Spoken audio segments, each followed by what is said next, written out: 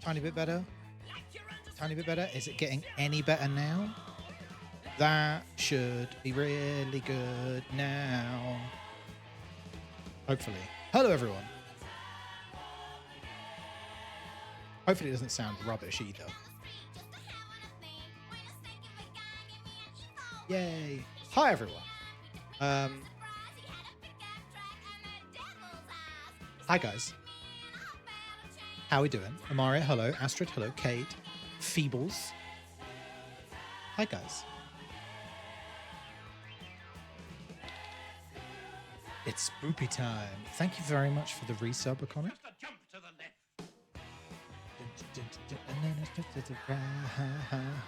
It's all right. This bit's all going to be muted anyway because it's all copyrighted music. But yes, welcome everyone. This is my D&D one shot for Halloween. Welcome on in, everyone. I hope you're having a lovely Halloween so far. If you celebrate, if you don't, my apologies. But yeah, this should be quite a fun night. Move my trash bag.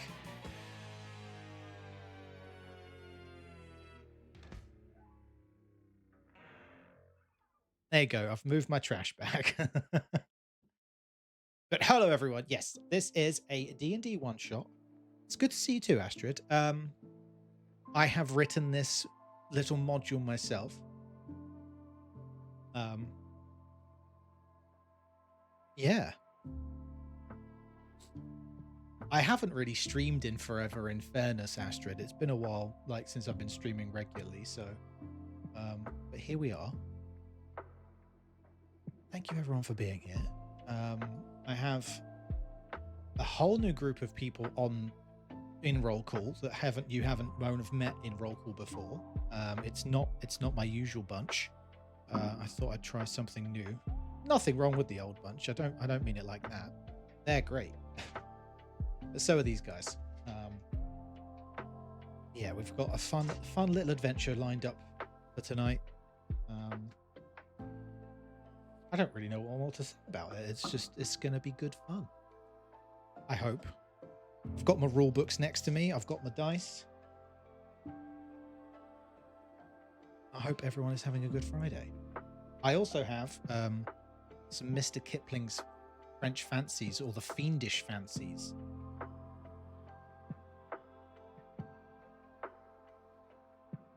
Excellent. There is going to be a mixture of combat maps and theatre of the mind this evening. Yeah, it should be fun. I guess we should get into it.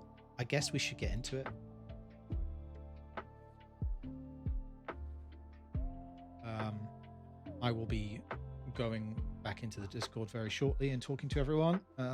Please be nice. We don't have cameras for everyone, so just, pay attention to their voices. And yeah, we good to go, Amaria, do you think? Should we get going? I think we get going. Cool. Right. 3, 2, 1. Hi, everyone. Hi. Hello. Hello there. Hello there. You are live on the internet. Please say fuck or bugger. Ah, Shit. Oh, Bugger. Perfect. People in chat, just let me know if anyone needs turning up or down. But welcome, guys. I am a little quieter now. What, than everyone else, you mean? Right. That's just because I'm too loud. I'm always too loud. There we go. I've done some adjustments. I'll be fine. Woo! Discord's a bit loud. Yeah, well, that's my Discord for you. But welcome, guys, to Roll. Thank you very much. Looking forward to it. There you go. You are on. I say on camera now.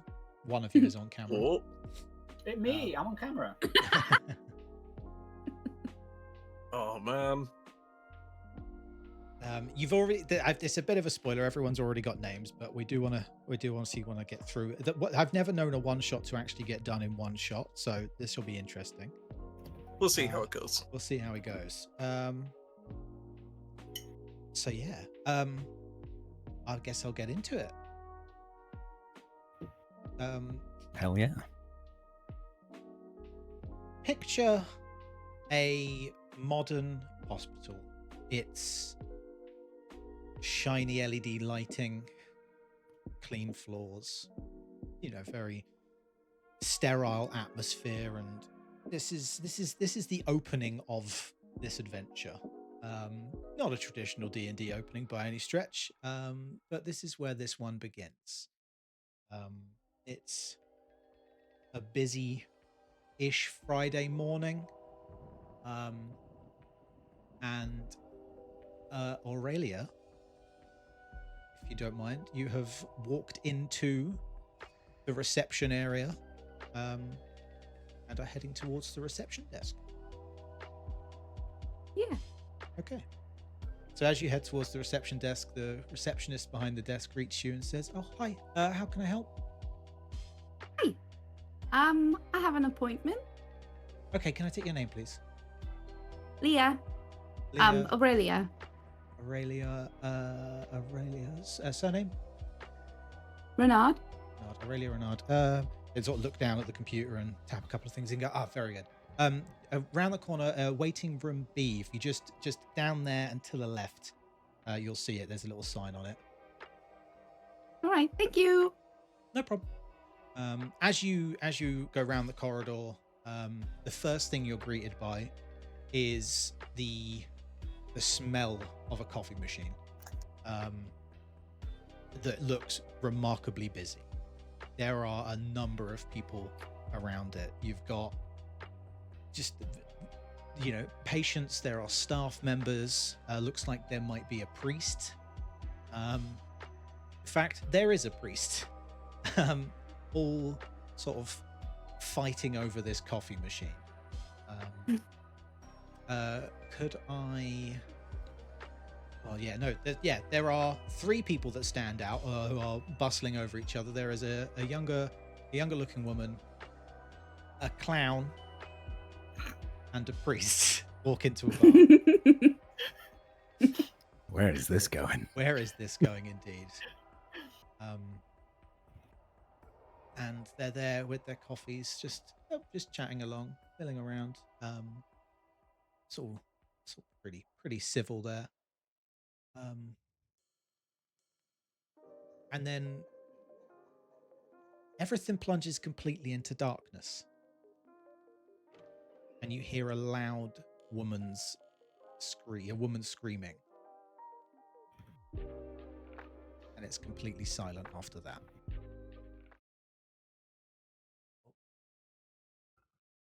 Is that for all of us?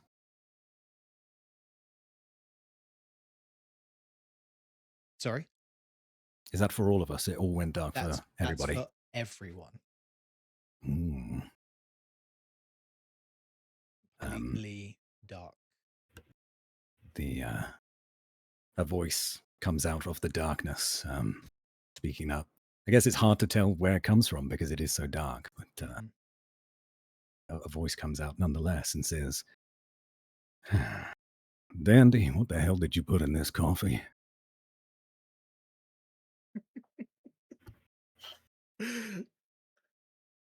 Quickly scrambling to remember if there are any immediate children in the vicinity. I think there is at least one, and thus have to put on the voice. Oh no. Hey, I didn't touch no coffee.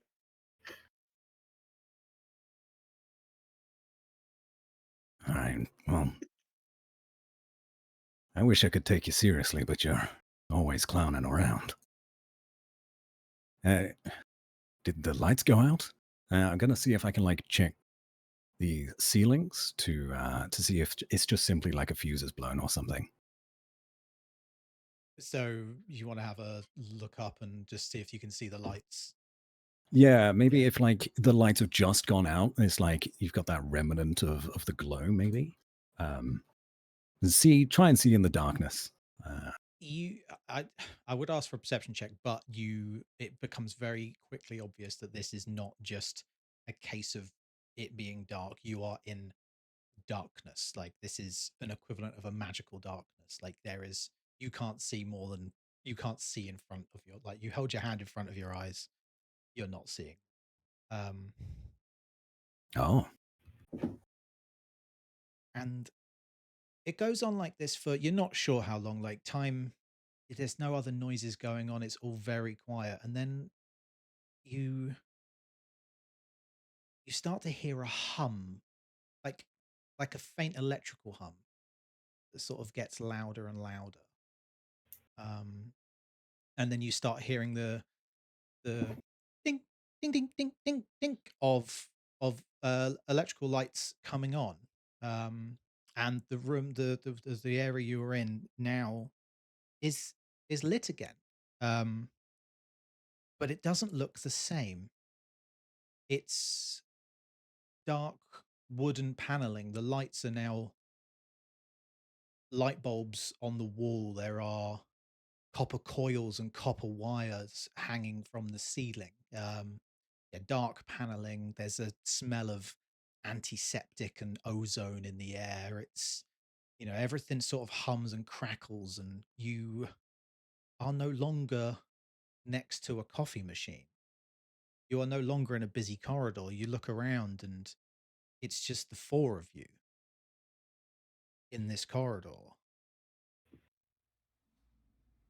And it's, yeah. do we still have the coffees in hand? Yeah.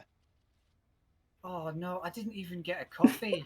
I was like 2 seconds away from grabbing my. Oh, this is my worst day ever. Well, ain't you a little young for coffee? What? No. The guy said to come and get coffee, and I've got to follow doctor's orders to get coffee because. Well, That's for what what he it's said to worth, do, so. I hold out, the priest holds out his coffee towards you, says, well, I might have taken a sip, but you're welcome to it if you like. Oh, thanks. That's much appreciated. Thank you. Wow, the day's gone suddenly amazing again, like every other day.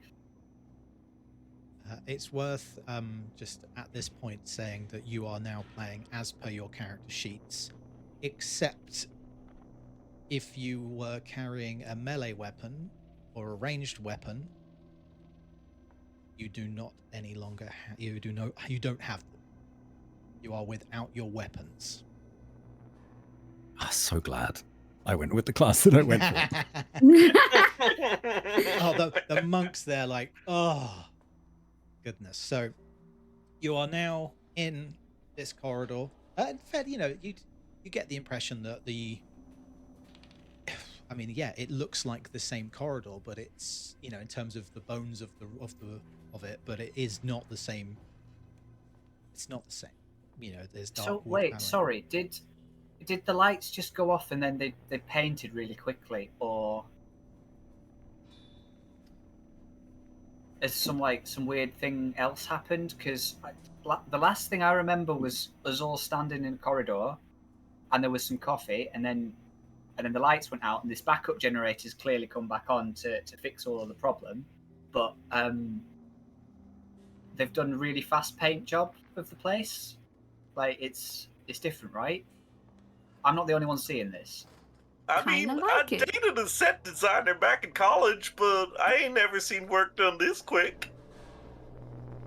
Where did everyone else go? Oh, that's this is wrong. There's definitely evil afoot. Have a quick look around. Is there anyone up and down the hallways, or are we really just abandoned in this? I will ask for the very first roll of the night. If I could have a perception check from you. From me? Yes, indeed. Okay, which dice do I choose? Let's go with blue. That is 11 plus... How is my perception? 4, so 15. 15. You don't see anyone up and down the corridors. You do not hear anyone. Where you are right now, this coffee machine is actually quite close to what was like in the real hospital, and the hospital you are used to is around the corner just from where your chapel is. So it's just sort of down the corridor to the left of where you are now. In fact, if you are on the map, you are kind of in between. Well, you are near the corner of the yellow and the green. Let me show the players real quick. The Like, stream real quick. No. It's not So going out. you are you are sort of. Hang on. How do I ping? There. Okay. You are around So there. very close. Yeah, it's not far from the reception at all. So yeah, this is not a scale map. Okay. But it's only the two people that I know, and then this other person that's come in that I've never met before.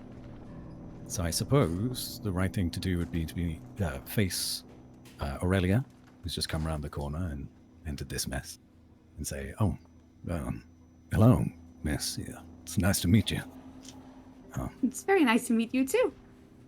Yeah, my name's John Murray. Hi, John. I'm Aurelia. You can call me Leah. You don't happen to know what is going on here?" No, but it looks fun. Right. This doesn't usually happen. No, not usually. From my like 2 days of being here, no, it doesn't go like this. Oh, okay. You've been here 2 days, little one? Oh god, I'm kind of losing the accent here. Jeez. You been here 2 days? Oh, it's totally gone. Screw it. Balls to it. Hang on. There's no children around anymore. Yeah, no. Wait. You're an intern? I've been putting on the voice because I thought you were a child. No, I'm not. Well, I mean, technically, I've only just turned 18, but like You look 12. Never mind. Okay. no, right. I'm here on. Well, I was here on work experience.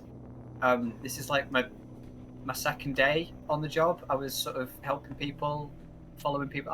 That's why I was in the sort of very dirty brown beige coloured scrubs earlier. I'm Right, wearing anyway, a dress now, though. This is weird.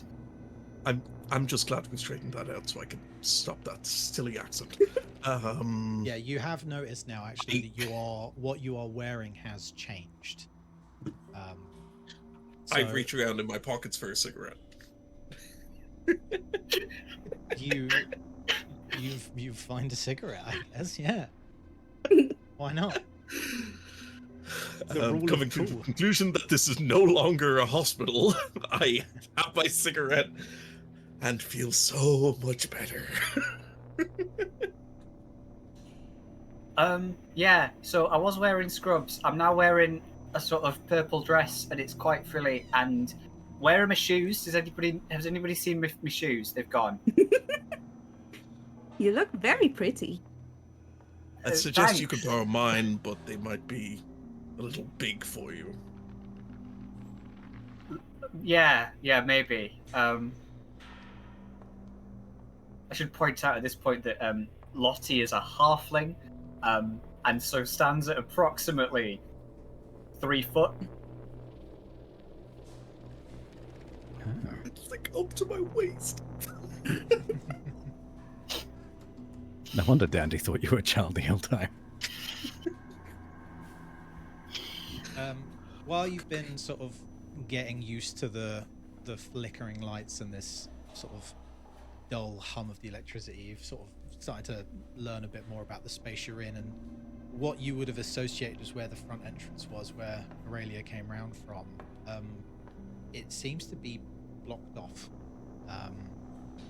either not built yet, or just there's a wall there where there was a corridor. And And you look the other way, and yeah, you can see a little sign that says chapel, and then there's a couple of more doors on the left and right hand side going down the corridor. And at the very end, there is like a metal gate,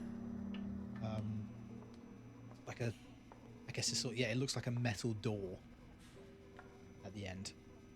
Okay. So it's blocked off from this side. It's blocked off closer that to side. number one. Yeah, close Yeah. to number one. It is blocked off. I suppose my eyes would dart towards the chapel sort of area, and if that's still accessible, that's where I'm most comfortable. And yeah, it'd probably be where I would at the very least want to check out first. Yeah. And so I'd turn to the group and look quite tired and disheveled, even though he's just drunk a little bit of coffee, and say, all right, Will, it seems that we need to investigate further if we're gonna solve what's going on here. Let's return to my little home within this hospital and see if we can figure out a way back to, well, some normalcy around here. Oh, fun. Are you? Yeah, are you okay. all heading down I'm that way? happy to go with the priest. That sounds like a good time. Yes, if other people have the same idea, that would probably be sound. Okay. Yeah, you head down towards the room. There's a sign, like wooden sign, that hangs out over the door that says chapel. You open the door up, and it opens into a. I mean, it's a very modest chapel. It's it's a hospital chapel. There's maybe sort of 3 lines of pews on either side, and just a small sort of pulpit at the end, and then there's a door at the end, another wooden door at the end. Yeah, not a lot, little more of the same electrical lights on the walls, more flickering, but there are a number of candles in here as well that have been lit. So it's all fairly dimly lit, but it's still the John, same. does this look like different to how it normally looks? I've not been in this room yet. No, it looks older. Doesn't have the same sort of amenities that I'm used to.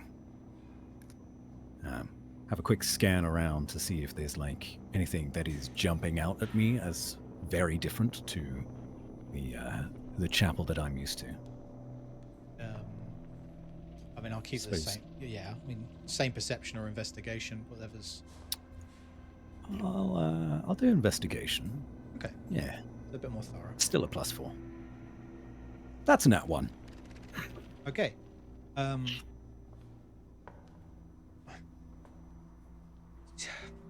The lack of coffee this morning has definitely not helped. You find yourself looking around, and your brain kind of blanks a little bit while you're looking, and there's nothing obvious. It's a chapel. It looks similar enough to the one you're used to, even if it is just decorated differently and lit differently. As I said, there's still there's the office. I said that, sorry. There's a door to what you assume is your office. What is your office in the other one? Oh, okay. Fantastic. So there's still a door through here. Yeah, the lack of coffee really blurring John's kind of steely grey eyes, and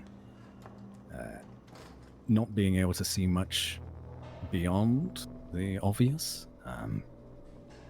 He brings a sleeve of his like black blazer to his eyes and wipes the sleep away, showing I guess like aged wrinkles, like valleys between mountains across his face.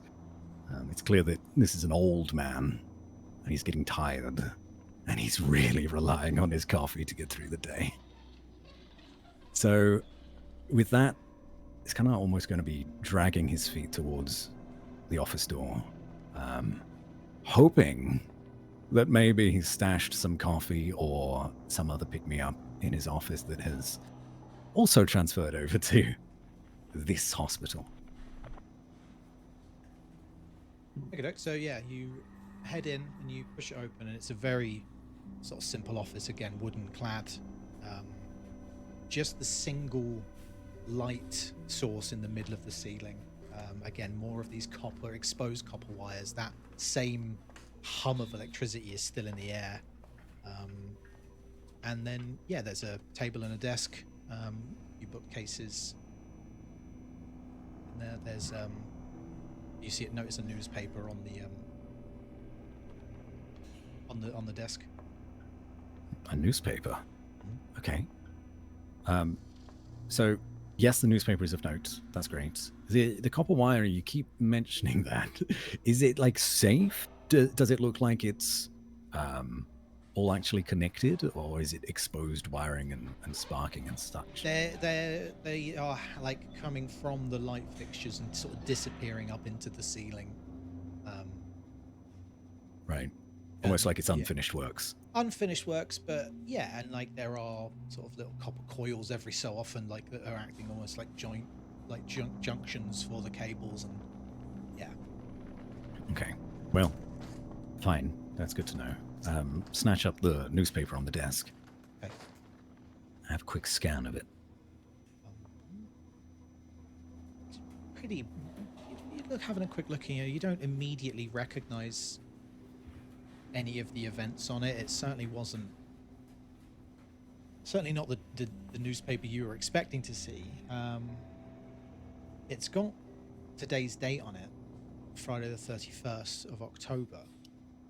It says 1899 as the year. Whoa. That's the thing that stands out most to you. 1899. John says out loud, like looking What? up from the paper. Huh? It's the paper. And it's not like a brown, like aged paper from No, history. it's- It looks it's- freshly Yeah, printed. it looks like a freshly printed newspaper. Yeah. Yeah. Do you Here. collect newspapers? I do not. Wow, this is like in really good condition. Then considering, that's great. That's probably worth quite a bit of money, probably. Good job, buddy. You found a newspaper. You're sure it isn't from your birth year, Father Murray? I may be old, but I am not that old.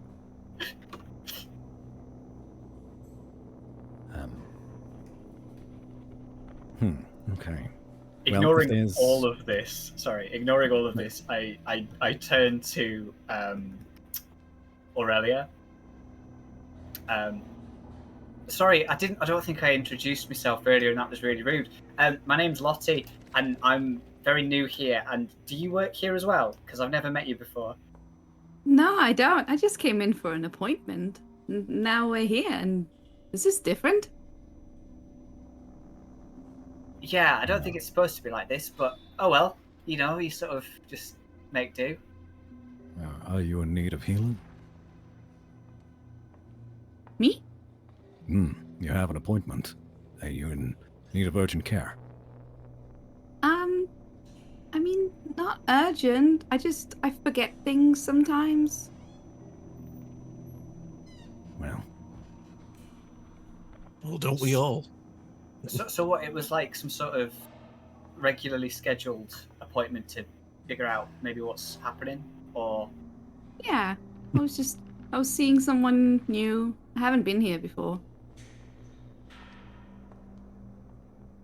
well, not something this that we is- can just like fix straight away. Then that's fine. Yeah, this I is don't all think new to so. us as well. Okay.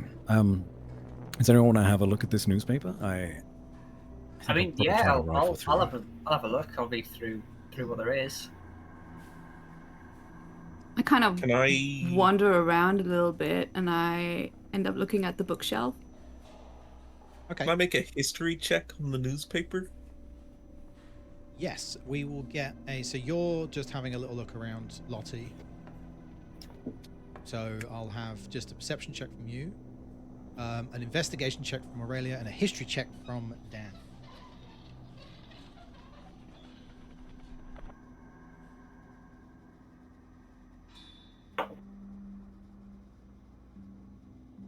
That is a 13 on the history check.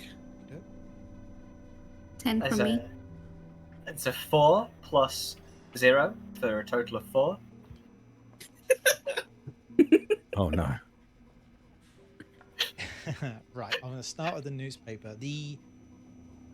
Yeah, you get the impression while looking at this newspaper, it's a genuine newspaper of 1899. You're looking at it and you're like, been freshly printed. I don't know necessarily any events that happened in this made up time of 1899. There's a few articles in there about how this newfangled electricity is taking over, and that it shouldn't be trusted. We don't know what it is yet. Like, there's the typical pieces in there of people don't like change. Like, we've had candles all this time. Why do we need electric lamps? It's dangerous. It's unclean. We don't know what it does. So there's a couple of pieces like that in there. You turn it to page 3 and there's an ankle on show. Oh. There is an ankle on show on page 3, and then there is some sports guff on the back. There's news of the annual biffing championship. The biffing The championship. biffing championship, yeah. It's where Who's in the I lead? can't believe we've missed the biffing this weekend. you have missed the biffing this weekend, I'm afraid. Bugger. Your investigation, Aurelia, into the books. There's some Bibles on the bookshelves. Some holy books. Not necessarily Bibles. We'll go with it. It's fine. Yeah, books. There's there's various holy books in there. Some scrolls and some scriptures, and plenty of Old and New Testament works in there. You see a couple of pamphlets on the church's stance on this new electricity and how it is a good thing, because in no place it would be. Oh. And Lottie, you get distracted while looking around, and sort of the buzzing and flickering of the lamp sort of takes your attention. Mm-hmm. It's sort of like a moth to a flame. Just walk over to the closest lamp. In like a worrying way? Like being possessed by a lamp sort of way in this haunted hospital? I don't know, probably, yeah. It's just kind of like, just hyper focus on a lamp. Just like, this is interesting. I'm going to prod it. I start watching, days. really curious about what she's doing. You're reaching Yeah. out to touch the light. Yeah, I'll prod the lamp. I am going to, without looking, intervene, grab her by the scruff of the neck, pull her back, and say, we really shouldn't separate. Huh? What? Stick with us. We don't know what's happening here. Oh, okay. Sure, yeah. No, I'm happy to stick with friends. We're all friends now, by the way. I've decided that. Yay! Oh, joy of joy. Oh, I love new friends. Yes, safer to stick together until we figure out what's going on.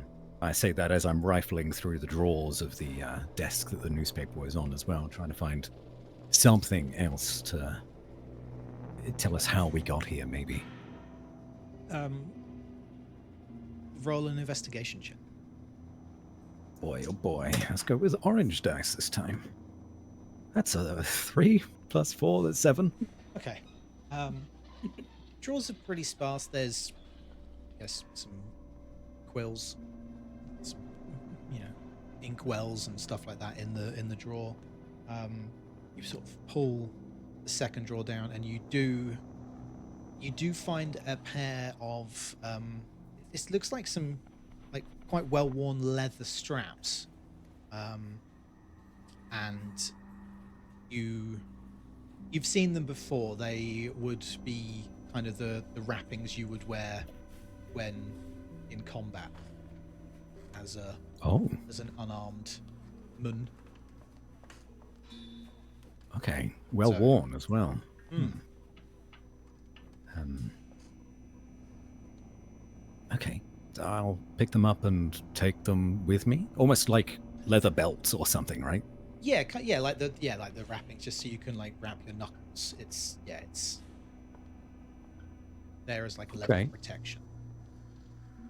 You know I what? have just had a horrible, horrible thought, and I think we need to move right now. Yeah. If we are stuck here, there may have also been people that are stuck here on the operating table. Oh, you're right. We need to get need to them in. move to make sure they're okay.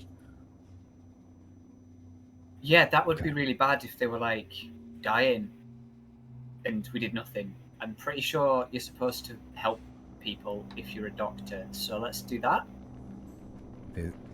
There's no doctors here, but Technically I don't count as a doctor, but I will be training eventually. You're the closest we've got, and I've got a lab coat. Uh-huh. Oh, is there a lab coat? Can I wear a lab coat now because You don't I'm get the my lab closest coat. to it? Oh. you make a good But point. I would should suggest we keep move going. to the operating theater and then check on the wards. But all Yeah. sticking together, right? Yes. I sense that Lottie's really sad, so I just kind of start petting her. All right. Well, I'll pick up the leather straps. I'll bring them with me, and maybe even begin like wrapping my bruised knuckles with these straps, just in case, just as an easy way to hold on to them, and in case of emergency. And we'll start moving quickly towards the operating theater. You say? Yes, I think that would be our best bet to potentially save a life. Yeah. Good idea. We'll get at least as close as we can to it and see where that takes us. In 30 feet intervals, yes. 25. 25. Shite. You only go as fast as your slowest player. I'll catch up, don't worry. So you head back out of the chapel and you sort of look down towards that iron gate. You can see, as I said, there's another couple of doors on the way. You've got the wards now are on your left-hand side, sort of opening up, very much split into, like they are gendered as they would have been. And I think they probably still would be now. I don't know. I don't know a lot about hospitals. And you can sort of see into them, and there are the sort of the green beds that, they're all sort of self-contained, like they are, on metal frames, the green curtains that pull round the bed itself, sort of in a line. There's probably 6 on each side in each of these 2 rooms. Again, same lights there is everywhere else, but there's a bit more of them in the wards, but they are sort of flickering and buzzing, and that dull hum has not gone anywhere yet. Still, If there's any windows or anything along the way as we're walking, can we do active perception checks to make sure that there's no one in the rooms that we can see into? Yeah, there are. Yeah, this is like a corridor with windows and then doors. Yeah, active perception checks. I mean, whoever's keeping an eye out, give me a perception check. D20 plus your perception modifier. Do blue this time. Better. 19. 13. Wow, the lights are so pretty, everyone. You're probably walking along at the point that you can't quite see above where the windows are. That's probably more what's going on. Yeah, so you are looking up at the lights. That's your point of view into the room. So 19 Point of view, and, you rolled a 3 on a perception check. sorry, Aurelia, what did you roll? 13. 13. Okay, so yeah, as you're sort of walking along, you sort of slow down when you're walking past the windows and you're peeking in, and there doesn't seem to be any signs of movement in there. There's no. Yeah, you don't pick anything up in the flickering light. Is the buzzing getting louder? As you get more towards the gate, yes. At the end of the corridor, as it narrows, you are getting close towards this gate, and there is more electrical noise as you get towards the gate. Do you guys hear that? Yeah, hard to ignore. I had initially assumed it was the backup generator, but I'm starting to doubt that. It's just the lights, right? It's just the lights are making noises. Yes, Mothchild, it's the lights. Let's keep moving. Okay. Just in case, because this is a creepy hospital hallway, and I guess because I've got like slightly faster move speed than everybody as a monk, can I make sure I'm ahead In the running of order, the yeah. pack? Yeah. Yeah, just in case. Also, I know everybody else is a caster, so I will be in the front. Yeah. Okay, so the door itself, is it like if we get there without incident, is it like a prison door with like bars that we need to try to navigate? Yeah, it's exactly like that. It's a barred metal, like single width door. Sort of as you've got towards it, you do sort of notice more of these copper cables running in and out of it, like neatly braided into the door frame. There's a small green lock on it, and there is a keypad with 0 to 9 just on the wall next to it. A keypad and a lock. Yeah, the lock, you're looking at the lock now, and I mean, I'll keep your 19. You do not see a keyhole. Right. There is some of this braided copper cable running into the lock. Yeah, there's obviously there's some copper coils, and there's some stuff you don't recognize, like all around it. I know this is probably going to sound really stupid. Are we sure the door is locked? Feel free to try it. I would like to try and push or pull the door to see if it opens. It does not open. It is Okay. locked. Okay, guys, Well I've worth a try. discovered it's locked. Going to be honest, I thought they were going to get fried on that electrical work. Oh, Wait, what? But why? Why though? Electricity's Don't- pretty safe. Yeah, sure. let's not worry anybody. Yes. Try not to think about it too much, I suppose. This keypad that's on the wall. Mhm. Looking a little bit closer at it, are there any numbers that seem to be particularly worn that maybe have been pressed more than other numbers? I mean, I'll grab a non-proficient perception check from you, Sure. or an investigation, whatever's. I'll take investigation, which is sure to be okay. Cool. I 10. will. Oh, okay. I was going to say I will suggest that is good thinking and give Bardic inspiration for whatever that roll I will, This is very I will good thinking. happily accept that. What die is your bardic? That's a 6. D6. So an 11 total. 11. Whoa! Okay. You look at the keypad, and it looks like it's a sort of a brass and copper keypad. It all looks very new. A lot of the electrical stuff, obviously, you get with copper. It tends to, you know, it goes green. You guys know all about copper going green.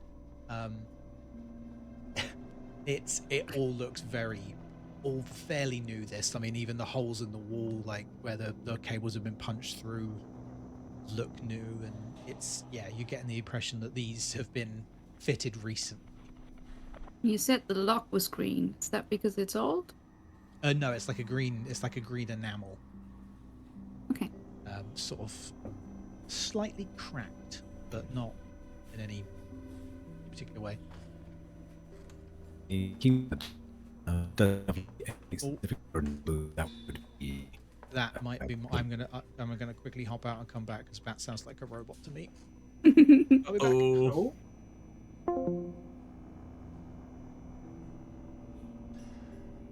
Oh, he How said we embarrassing. didn't have our gear right.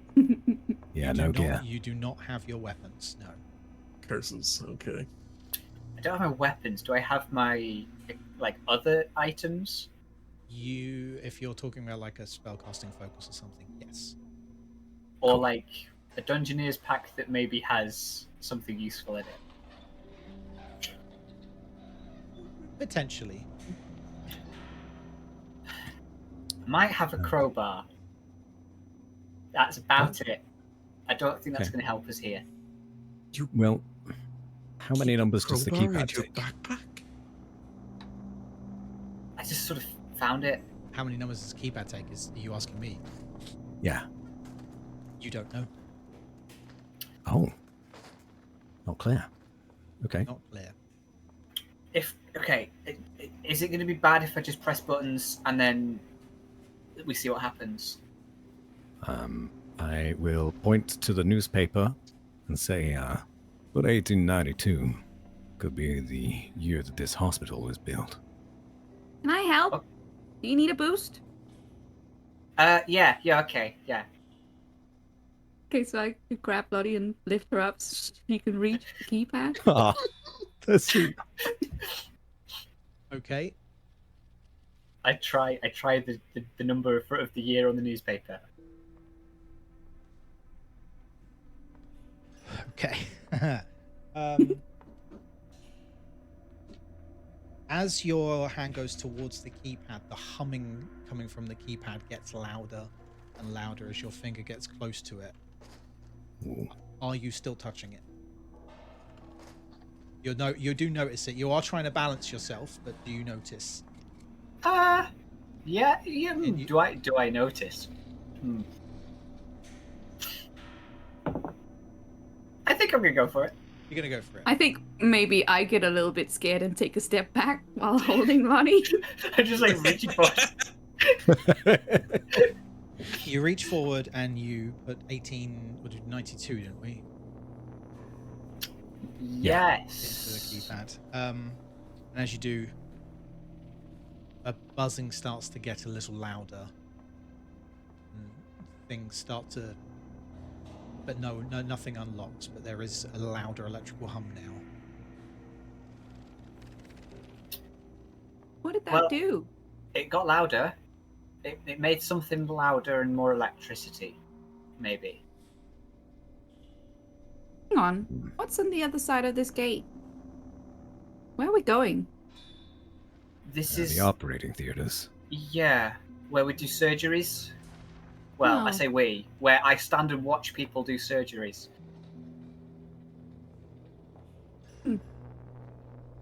Should we go somewhere else?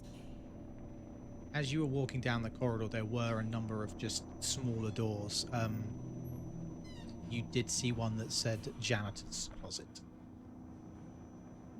Maybe Right. somebody left a note with the code on it somewhere. We could maybe sort of like go and look for that. You know, the janitor would need Yes, to I go in and out. Yeah, maybe he's got an idea as to maybe he's got a key.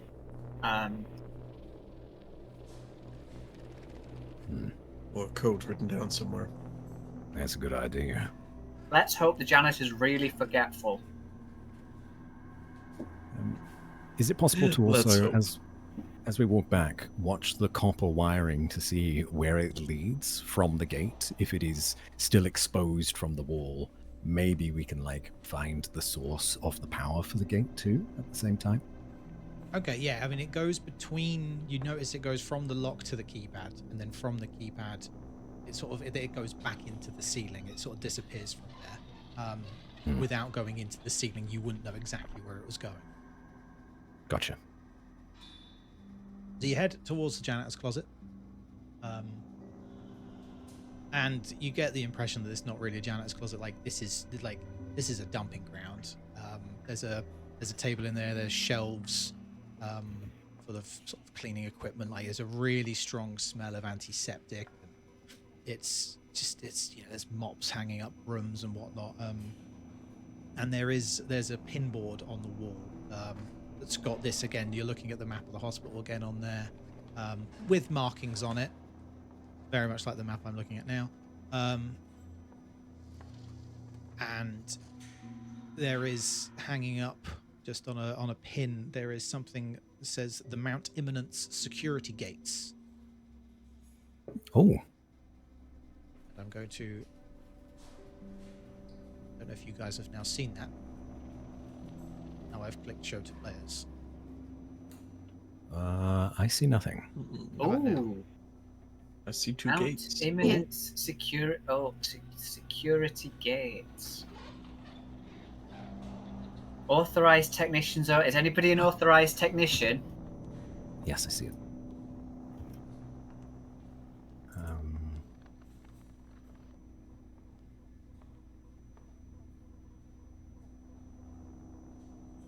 I can't seem to open it, but no, I'm not a technician. Oh, it's a Oh. riddle. I love Oh, there we puzzles. go. Oh, Uh-oh. oh. I've just read the last line of this, and I feel like we may have made a small error.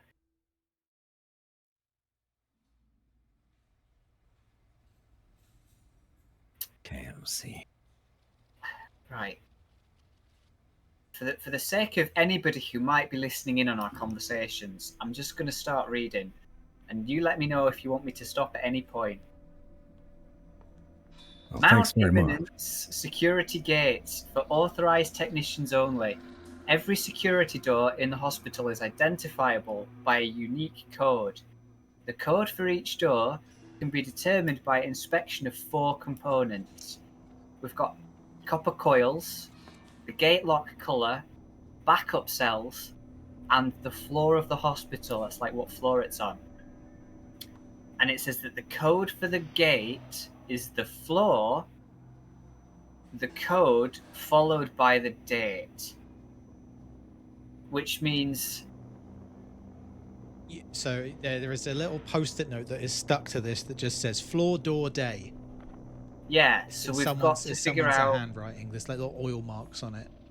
we've got to and it tells us like what to count and what to look at things and what polarity there is and some other stuff. And then right at the bottom on this other little bit it says warning, incorrect entries may result in a power surge. Do not make consecutive attempts without discharging the coils first. All right. And I think we've already made an incorrect guess. You seem concerned. Are we in danger? I'm not, no, I think we just need to discharge the coils before we do anything else. But I'm not sure how you do that. There's probably a way to do it. I'm sure. Could potentially try to ground it with a metal rod. Yeah. Are there any metal rods in this room? Have an investigation check for me. Sure. I will also investigation. I got a 6. My dice are rolling hot. Well, that's better than me. I got a 4. I'm sending this to dice jail. Go away. I can't. This one isn't even real. You do not see anything in the room that you would identify as a grounding rod or anything metal necessarily, other than no, the room handles are all wooden.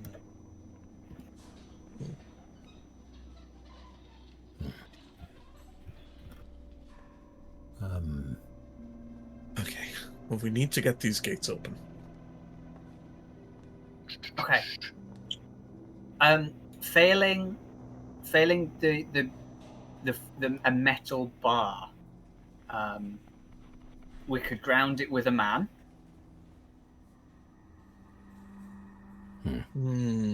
Wouldn't be ideal, but I mean, I'm probably tall enough. If it only went through my left arm and left leg, shouldn't cross my heart. Hopefully, won't kill me. If not, we can always try and mend you better with medicine. Have we seen any defibrillators since we've gotten here? Not in this corridor, you haven't, no. Oh, jeez. Okay, well, if it's my life or another, then that'll have to be the case. Well, let's not do anything hasty.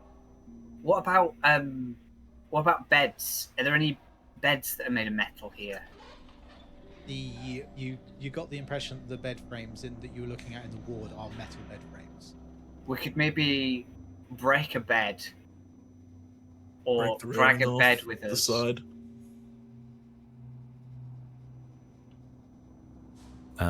Being here, probably the longest out of the four of us. I don't know how long Dandy's been at this hospital. But being here probably the longest of the four of us, would I potentially be able to recall a way to discharge these coils in another way? I mean, I guess roll a history check for me. History I can do. 'Cause, History I can yeah, do. these gates are not like there are locked doors and stuff in the hospital as you know it, but these aren't there. You know, That's 18. 18. You do remember seeing something just like in your early days of being here, something about like the coil discharge procedure. Like it was just something that was just pinned to a wall. It was something someone was keeping as a keepsake or something like that. There is a way of doing it that Do I doesn't recall necess- where?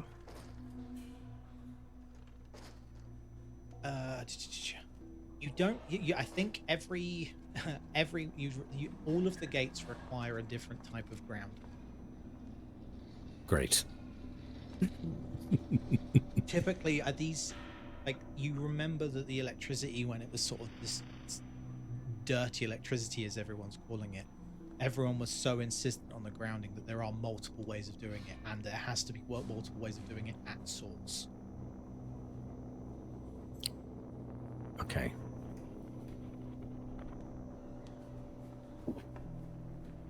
So maybe further investigation by the gate could be necessary. See if there's anything else hidden around that we can ground with. Especially now that we've got a much better idea of what we're looking for. Yeah. Let's The gate. bring this note with us so that we remember what we're doing. Yes. We'll grab hold of that.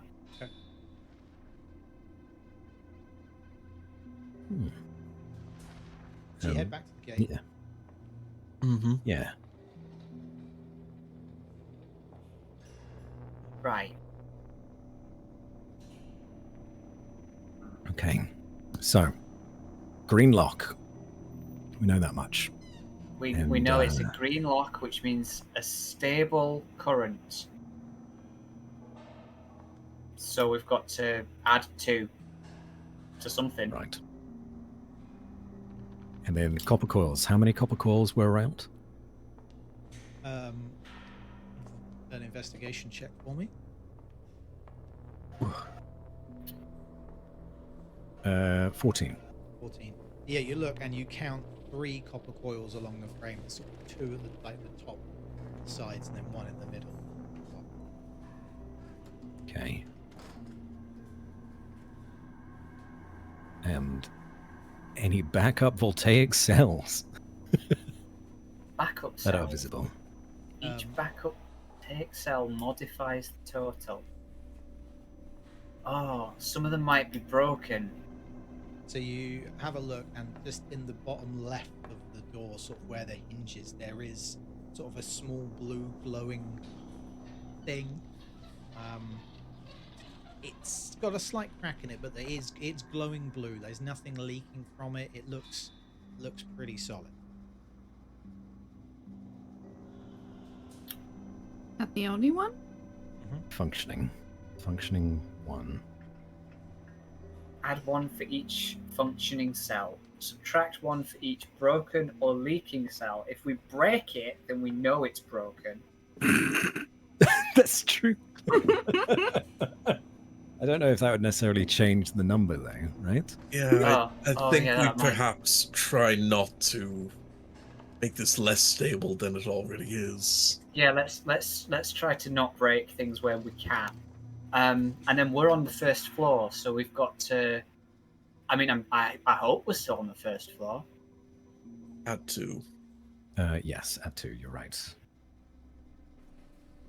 Okay. Okay. I suppose it's worth also investigating the panel again, just to be sure that we do need to discharge it. I know it was buzzing quite loudly, but I don't know, maybe it wasn't quite power Yeah, surge let's levels double yet. check to see, and also we could look to see if there's a way of discharging it that's quite noticeable and obvious that we didn't think about. Yeah. Okay, the keypad itself does sound quieter than it was previously. Oh, You sort of get the impression that some time has passed and the angry electricity has maybe calmed down a bit. There is Fine. still the hum, like you are this constant sort of almost din, like you almost aren't hearing it, and then when you hear it again, you're like, oh, like being on an airplane. Right. Did airplanes in Okay. 1897, right?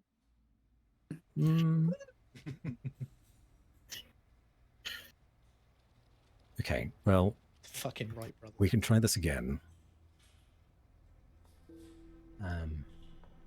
I mean, we know that the code is floor and then code and then date. So it's going to be definitely 1 to start with, because it's the first floor.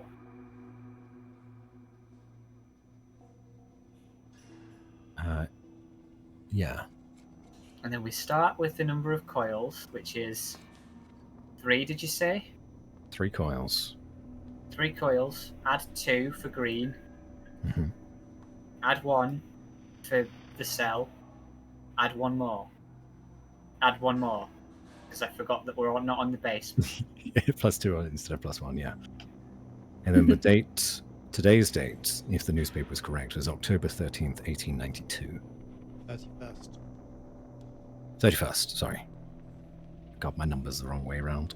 Okay, are we in England? The time zone is. Well, as let's per... not put geography on these accents. The time zone is GMT. Yes. I wouldn't. I thought about adding an extra layer of that. That would be mean.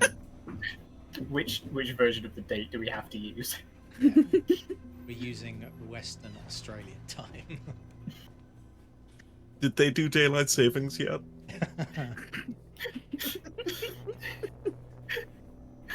So it's. God, that would be such a nightmare.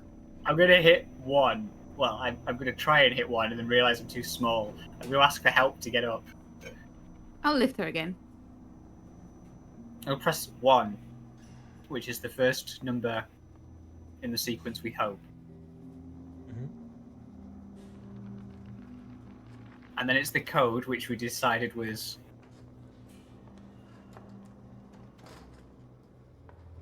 8. I agree. So it's 1, 8, and then I put the date in, which is 3110, and then whatever this year is that I definitely made a note of earlier. 1892. That's it. Is there 1899. any indication of how many digits are in the code?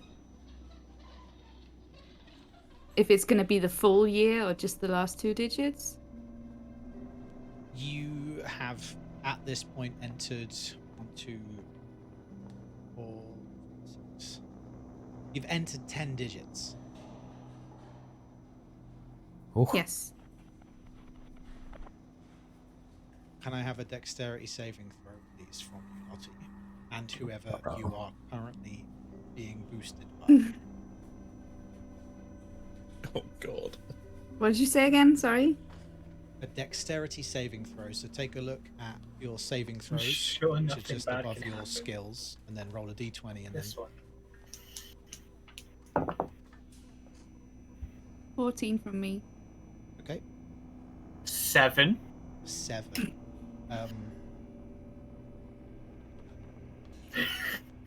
You were being held in place. Yeah. Yep. Yeah. You're only trying to help. The keypad gets louder. There is no noise from the lock, but the keypad gets louder and louder and louder until a spark comes flying out of it, and you take 2 points of lightning damage as you take a bolt from the keypad. Loud buzzing has come back again. bugger. Whoops. Ow! I would just cast your minds back to the post-it note that had been handwritten. Oh, there was a little God, post-it, what wasn't the there? What post-it did it note say? It said floor code. And then did it say year? Floor, door, day. Floor, door, day. Ah. I put too many numbers in. Right, now let's just we gotta wait for this to be It's quiet. gone. It's gone quiet. Like it's sent out some electricity. It's chilled out now. It's quiet and down there. So that hurt a little bit. Not gonna lie. That's maybe the most pain I've ever been in my entire life. How? What do you Maybe mean? I should put the code in this time. It's floor, Yeah. door, day. So it should I'm so just concerned be and feel so bad. I'm just kind of 1831. patting her head and 1831. combing through her hair.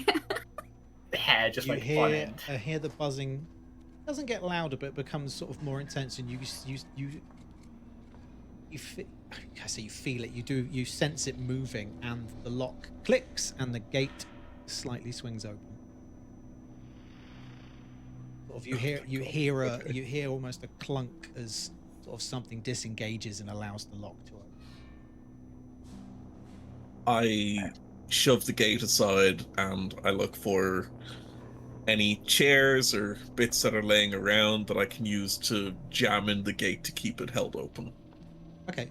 You sort of look up the corridor to your left, and there are some chairs, like some like long benches, sort of sat along the corridor.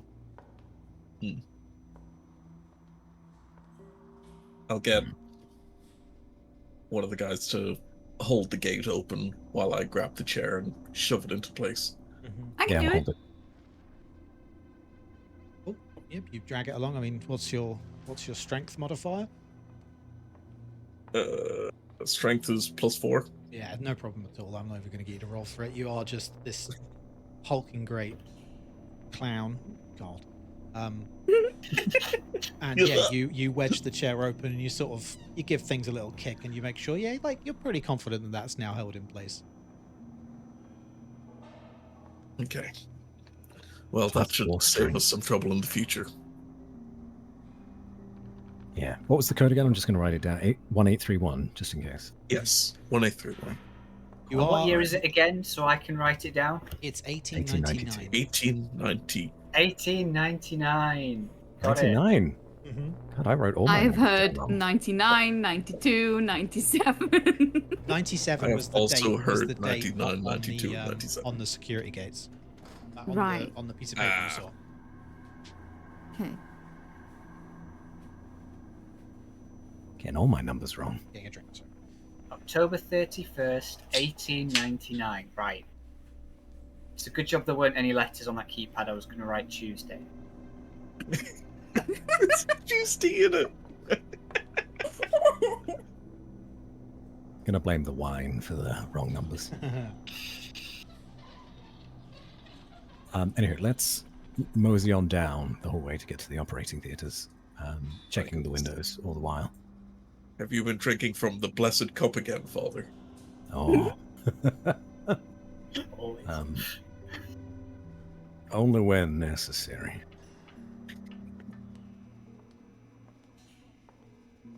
As Oh, he's sort of boy. peering into the operating theater, there are beds. But there are different. Sorry, let me start again. There are a number of theaters in this area. They're all sort of their own standalone units. They're not enclosed like we'd probably expect them to be. You know, it wasn't necessarily about. It wasn't a hygiene that we had then. It was people were like able to look in and watch. There are a number of benches high up, like a viewing gallery that you can sort of watch all of these things from, and the beds are like have got their own direct lighting above them that's sort of flickering, and you sort of look on a couple of the tables, and there are a number of white sheets over. You get the impression that there are bodies underneath them. There is next to one of these bodies is a table, and on the table is it looks like a forearm, but with a metal hook instead of a hand. So these are cadavers, maybe for some educational purposes. They're not people that were in surgery and still alive at the moment. Certainly not alive now. If they've got sheets covering them, then they haven't died immediately. Yeah.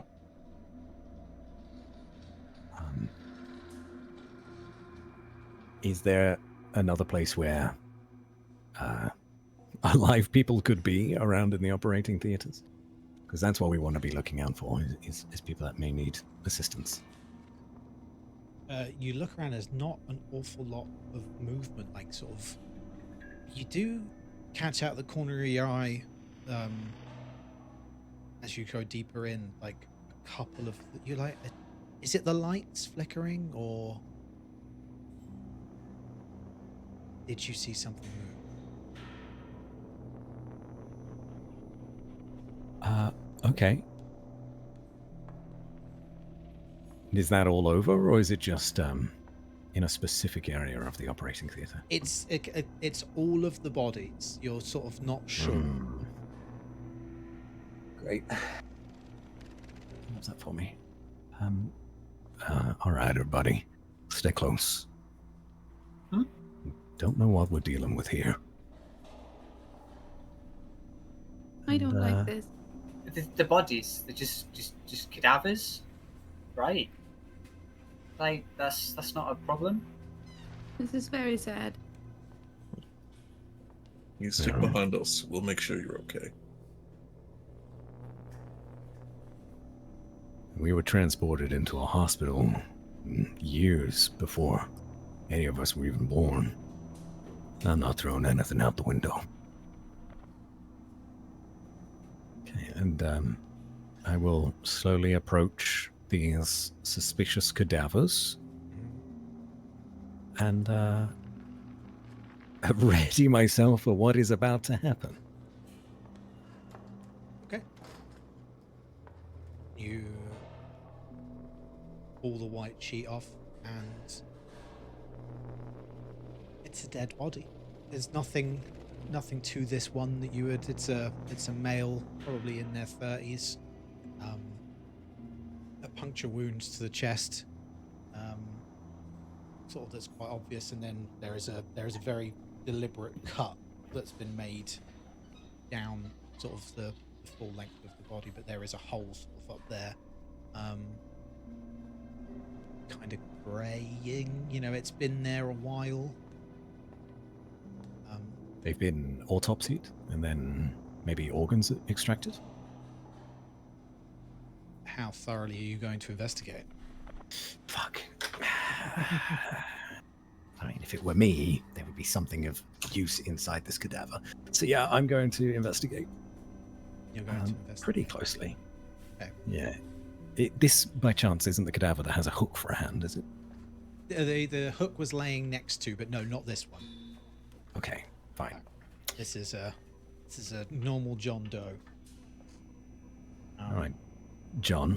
Maybe we can bond over having the same name. Don't come to life now.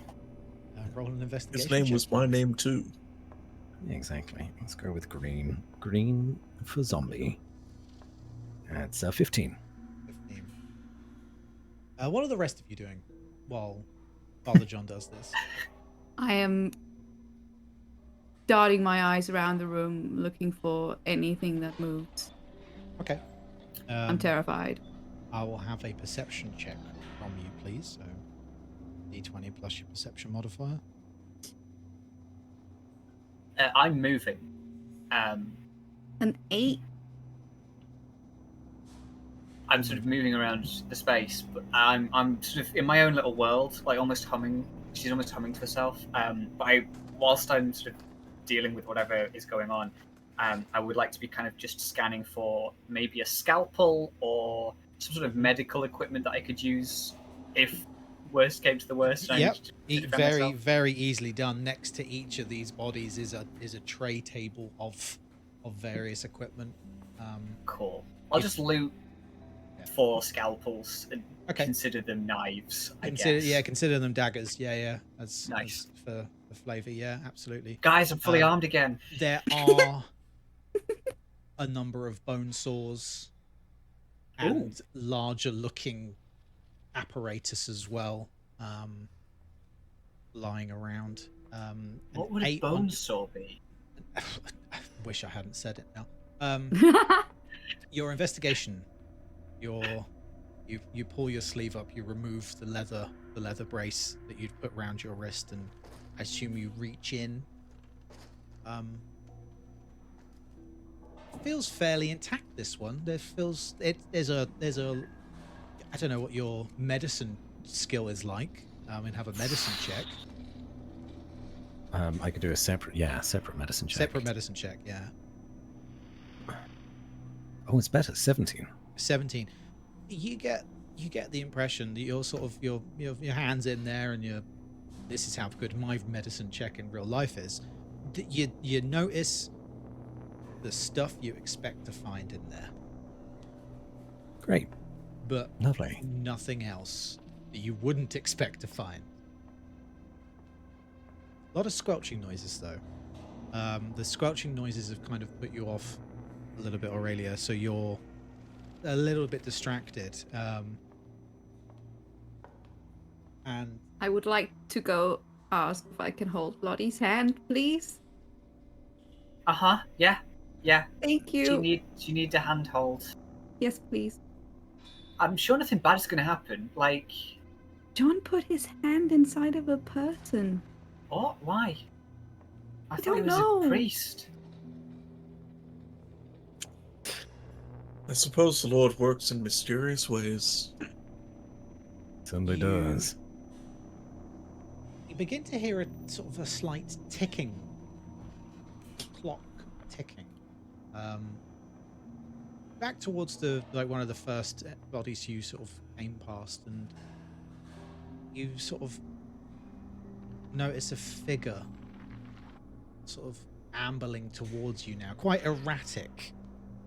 You didn't notice them before. They were sort of in the darkness. They're wearing sort of I guess like a not a nurse's outfit, but like an attendant's outfit. They're moving really weird, like full humanoid size, like human size, and they're sort of, but it's just quite jittery. Can I help you?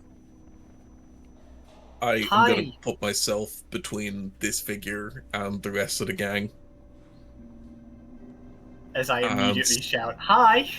Yeah, I'm just gonna scoosh you back with the back of my hand. and say, yes, you can. What's happening here? You are interrupting our work. And who are you? They kind of, you can hear the ticking, and they're moving around, and it's very erratic, and they kind of look down at a nameplate.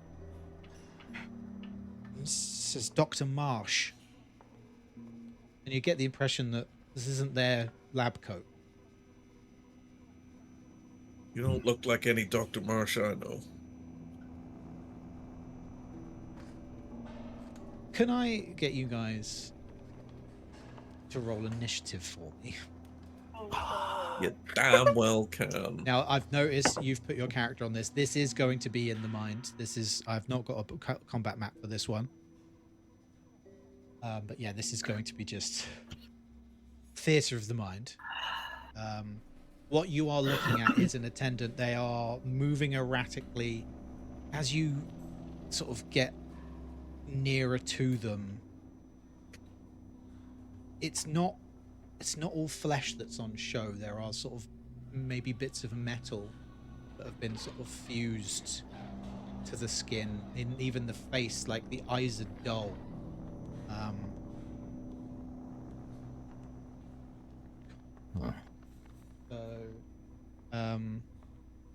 Can I get your scores, please? I rolled a 17. Okay. Ooh. Anyone else?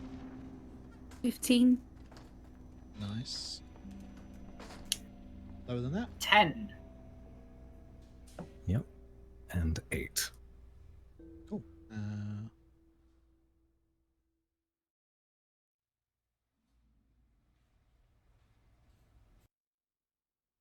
Cool. All right. Dandy, you made your first move towards the attendant, so by all means, it's your go. You're up. With Aurelia on deck. Do I understand, meta, we are entering in combat now? Yes. In character, does it look like this attendant may be hostile? The bright metal claws that appear at the end of their hands give you the impression. That's enough for me. I am going to reach into the lab coat that I'm wearing. I am going to pull out a party popper and pull that as a cast of color spray. So that is 15-foot cone, 13 constitution save. And if they don't save, they're blinded. Okay.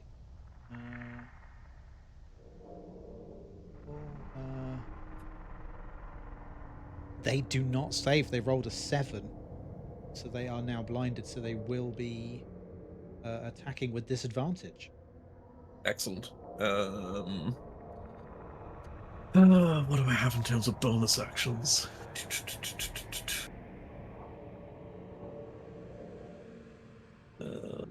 Not a whole lot else really at the moment. Take the task action. I don't want to do that. Okay. And I'm just gonna keep myself between this shambling person and the rest of the group. Okay. Cool. Leah, you're up. I think you are not right up close, but you are within range of any spells that you might have. I am just scared and don't want to be there. So can I cast Blade Ward? Absolutely, yeah. That gives you defensive abilities for until your next turn, doesn't it? Yeah. Yeah. What do I need to do? What does it say in the book? Well, you cast Blade Ward as a cantrip, isn't it? Yes. Yeah.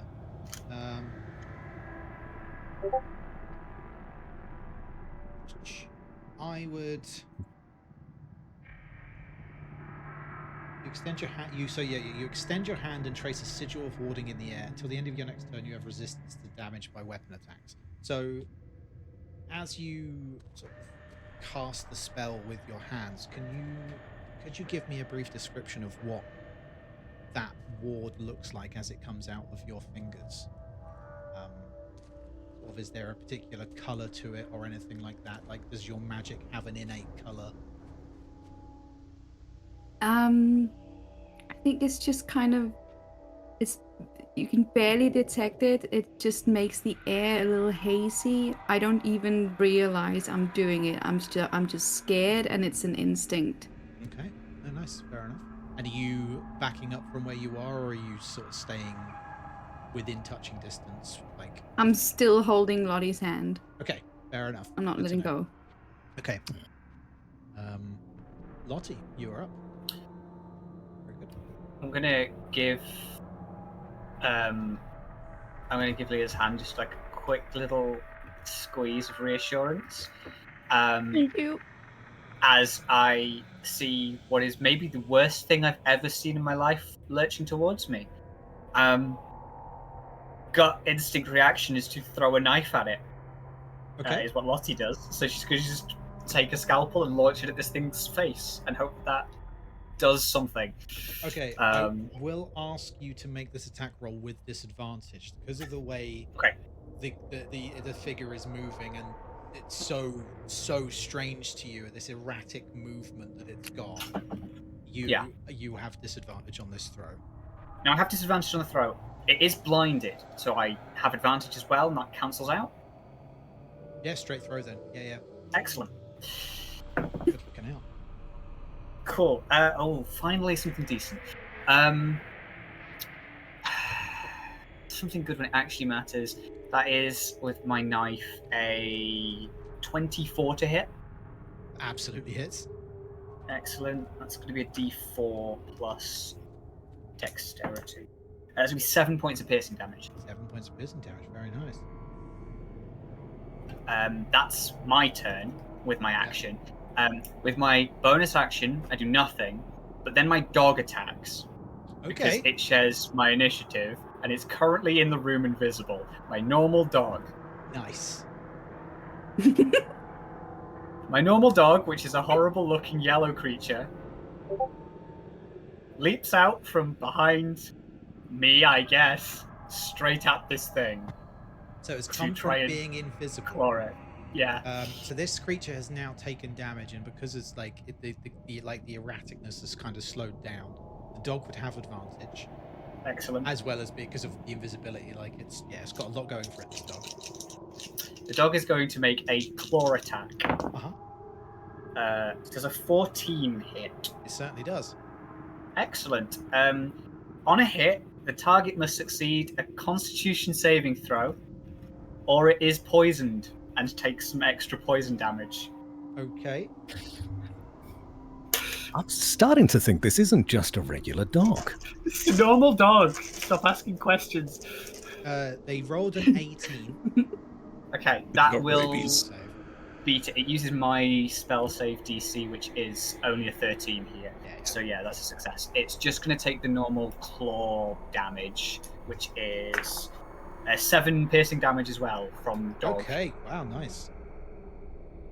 Do you need a description of what the dog looks like? Because it's If the dog has now appeared in the room for the benefit of the viewers, yes. yeah, this thing looks like kind of scaly. It's got big long horns. It's very yellow. It's got like weird stripes on it that almost shimmer in what little light there is in this room. And it's wearing a yellow hard hat for safety.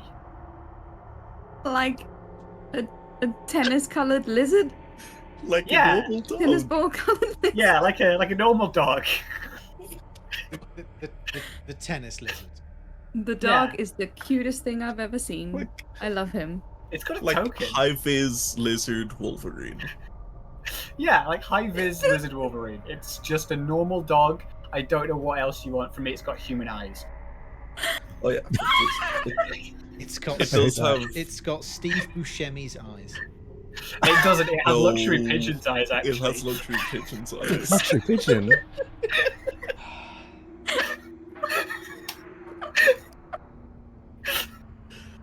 It's awful. I'm sorry. Okay. Brilliant. Right. It is now the attendant's go. The attendant is blinded, but they are going to make a swing at the big thing in front of them. They are going to make 2 claw attacks. The first one, unfortunately, is a 7. The other dice was a natural 20, so that's a big shame they had disadvantage. The color spray, very good. Worked out very well there. So that, I'm assuming, Dandy, a 7 does not hit. A 7 does not beat my AC. 7 does not hit, so let's roll again. A 9, does that hit? That does not hit. Okay, so the attendant there, like, claws out, just starts swinging, just trying to hit what's in front of it, but the color spray is all over its face. It misses. And yeah, at that point they're just going to stay where they are, just swinging like, do not interrupt our work. And John, you're up.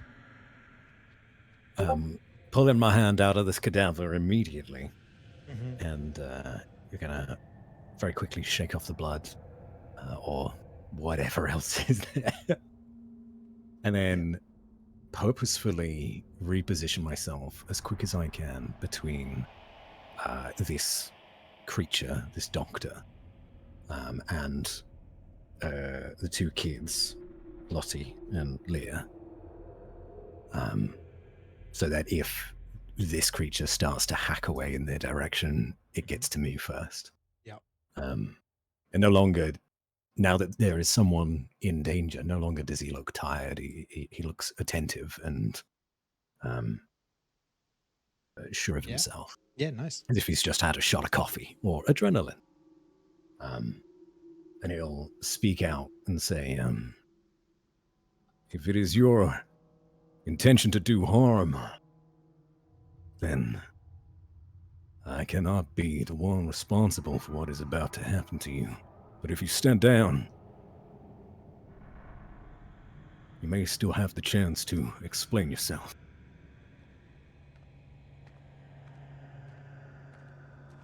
You get the impression it understands you, but is sort of paying you no mind. Okay. In that case, I will ready the dodge action, because I'm still not like fully convinced that we can't talk down from the ledge for this guy, but we'll see what he does next. Okay, cool. Back to the top of the round. Dandy, you're up.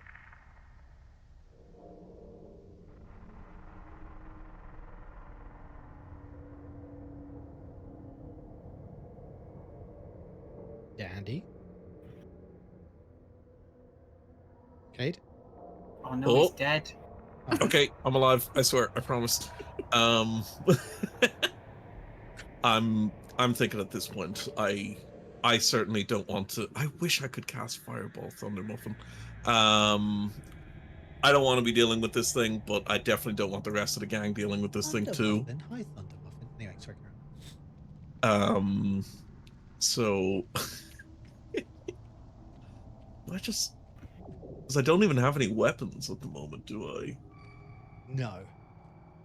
No, I don't. Okie dokie. Well, when push comes to shove, Okay, sorry. I am going to grapple the target and try to get it to the ground so it can't hurt anyone. Okay. That contested strength. Must succeed on a strength save. Okay. DC is 8 plus bonus proficiency plus strength. What is my proficiency 14. bonus? That'll be. They Yeah, rolled a okay. 6. Natural 4 plus 2 for 6. So the target is now grappled, and you have gone prone with the target. Yes. Okay. And you are prone as well, or are you like, sort of like holding it? I'm sort of like trying to hold it down on top of it. Mhm. So I would be like maybe on a knee, one knee on its chest. Okay. The ticking noise is still there. You sort of now you're a bit closer to it. You can hear the faint ticking sound sort of coming from the chest area of this creature. Still trying to struggle against you, but you are outstrengthening it so far. Leah, you're up.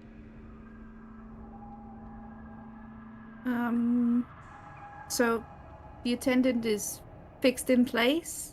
Yeah, with the clown. The nurse is currently pinned to the floor by the clown. I just want to smash these books. Sounds like a pretty average Halloween party, if you ask me. Yeah, that's happening up and down the country tonight. Can I,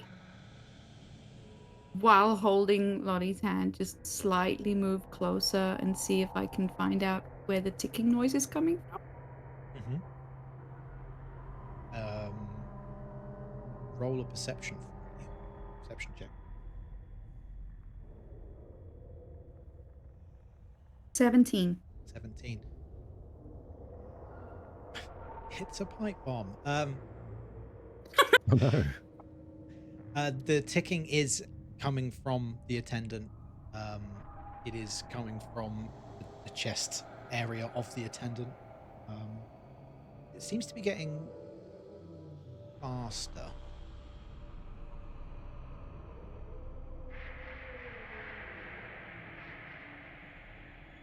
I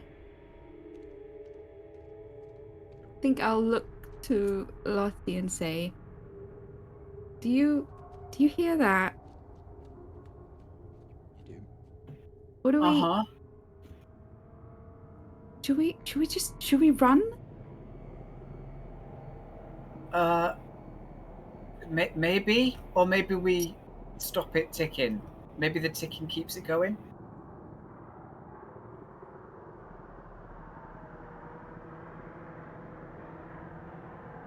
Can I get close enough to open its shirt?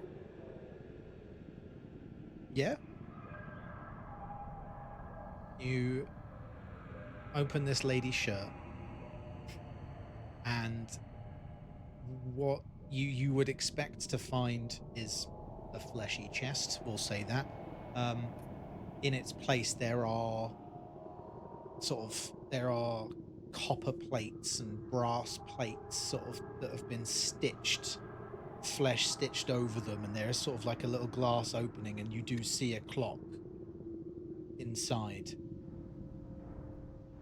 I'd say a clock. You see cogs and whirring. It's you get the impression it's what the inside of a clock would look like, sort of ticking away. Hmm.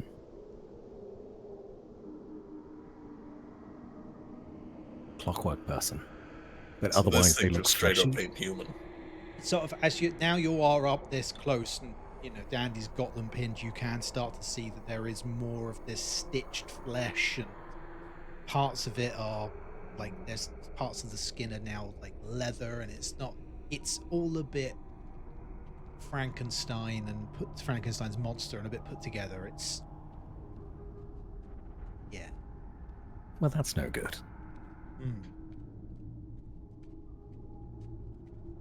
Lottie, you are. Kill it. Kill it with fire. Fire. I'm just going to take Fork out my legs. next knife and try and stab it again. Okay. What is the current situation of this? It is Lady, grappled, this is prone, blind. If I could give you 4 advantages, I would. Okay, yeah. So just the one. You Got at it. least have one. Support characters. Are you aiming for a specific place? Yeah, I want to try and stab it in the weird ticking clock chest thing. Okay, I will, because of obviously how specific. Well, no, actually, I'm not even going to make it any more difficult because of how fixed in place, and I'm going to let you roll with advantage at the normal AC. Okay. That is an 18 to hit, which I believe is a hit. It hits. My dagger does a d4, which is that one, pointy one. That's another 7 points of piercing damage. Yeah. If this Because thing's still up, so you take your dagger and you take your time with it. It's not a rushed attack. You know you can see what you want to do. You are aiming for the very center of where all these cogs are, and you like, not only do you stab through, but you jam this scalpel sort of into the clockworks, and the sort of the clock immediately stops ticking. Like, there's no more ticking anymore, and you sort of take a moment and you sort of step back and it's stopped, and Dandy, you don't feel it sort of trying to move anymore. I am going to ask for dexterity saving throws from all 4 of you, because you are all within, I think you are all within 5 feet of it. Or John, did you not get that close? I was specifically between Aurelia and Lossie and Okay. this guy, so I think I actually am. So yeah, all 4 of you, I need dexterity saving throws, please. and the dog too. And the dog too. Not the dog. Quick question, because it matters for the dog, but not me. Is this a magical thing, or is it just a bad thing? Um, The dog has advantage on saving throws against things that are weirdly magical. it's lightning. It's not magic. Just so. a big explosion. Yeah. Cool. Just gonna roll normal then. Yellow is for dog, because the dog is 22. yellow. 22, nice, I got a nat 20. nice. Hmm. A 5. 5. Uh-oh. 18 for Lottie, and normal dog gets a 16. 16. You all do a wonderful job of dodging it, apart from Aurelia. As it sort of slows down, this ticking, and it comes to a stop, it all, like, this blue electricity sort of sparks to life within it, and you are all showered with sparks. Aurelia, please mark off 1 point of damage. You take 1 point of lightning damage from that. I rolled really badly on the damage, so no one else takes any damage, so you're all good. Yeah. There's a dodgy battery in that one. Oh. Ouch. This thing is destroyed, stopped. Yep. Yeah. There's no more movement from it now. Cool. I'd like to make sure that Leah's okay. I'm okay. Is I'll it be you? Did fine. it get you? Did its weird hand get you? A little bit. Maybe I shouldn't have gotten so close. Is Hey, the we're all dog still okay? here. Dog. Wait, Zaggy, where are you? His name is Zaggy. Oh yeah, this is Zaggy. It's legally distinct from anything else. I'm completely come at me, distracted from Howie any Estate. injury I've had, and I just want to know more about this dog. Oh, Can I pet him? This is Zaggy. Yeah, you can pet him. Zaggy, come here. Come here and let Leah do a pet on you. Is it still invisible, or is it like? No, it's invisible until it attacks, so it's now very visible, and it looks like that horrible thing. There's a picture of this Discord. What kind of devil spawn is this dog? Yeah, I think that's right. It's exactly that. The dog, for what it's worth, can speak common and also abyssal. You're such a good boy. Isn't that the maintenance guy that I saw last week? He's a good boy. Yeah, so I got this pet from a good friend of mine. Mr. Kerr gave me a dog. He said I needed it for anxiety-related reasons, but I wasn't really paying attention. Mr. Emotional Kerr. support dog. Yeah, Mr. Kerr, he's a really nice guy. He even said he was a nice guy, so he must be nice. He sort of was like, "Hey, Lottie, you look like you might need some help with living and existence in general." And I was like, "What do you mean by that, sir?" And he says, "Well, here's a dog, so now I've got a dog." I love him. You okay? Sure. He's a really nice guy. He's like one of the guy. He's one of the tutors. He wears like a full he wears like a yellow suit. He's like really dapper, sort of like darker gentleman, sort of tall, dark, and handsome kind of guy. Can I do a religion that's what check you're on into, this I guess. description? You can do a religion check on this description. You guys know more about who is being talked about right now. Roll a religion check. God, I hope I roll well. 14. 14. I mean, I think 14's probably well enough. Oh yeah, this guy's definitely not a good guy. This screams like something demonic or evil or something crazy like that. Lottie, I fear that some kind of demon or devil is taking advantage of your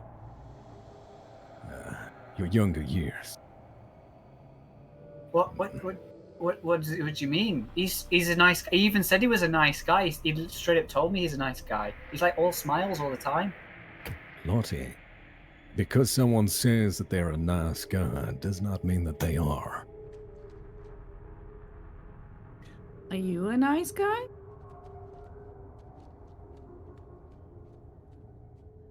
Hang on. I don't think I'll answer that. Lottie, you know it says gullible on the ceiling, right? Huh? Lottie looks up. Right. Okay. That's what we're dealing with. That's fine. I don't think Medical there's any students with ill no intentions wisdom. from this dear little thing. I know. I think I do have an answer to if I'm a nice guy. I'll say there'll be a pause, and I'll look to you and say, I believe both gods and demons are passengers within our souls. But each day, it's up to us to decide who gets to drive. It's a very roundabout way to say, it depends. Little of column A, little of column B.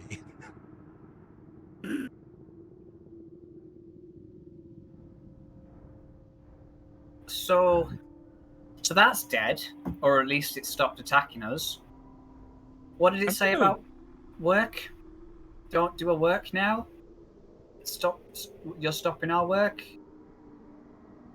Yes, it didn't want us to interrupt whatever grisly business it was up to. We should look it over then. Maybe check its pockets, see what the hell this thing was talking about. Oh yeah, loot the body. Yeah, loot the of body. course, yeah. Simply put, Yeah. loot the body. Loot the body. I guess an investigation check. Loot that body. Fuck. 8.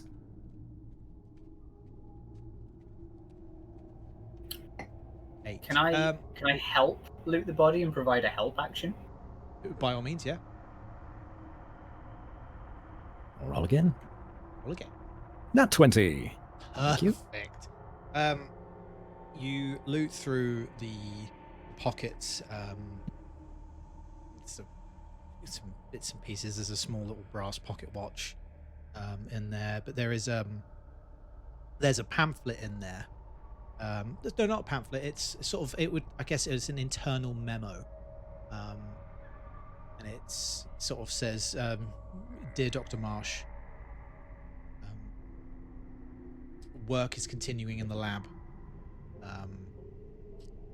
I'm going to need fresher corpses next time.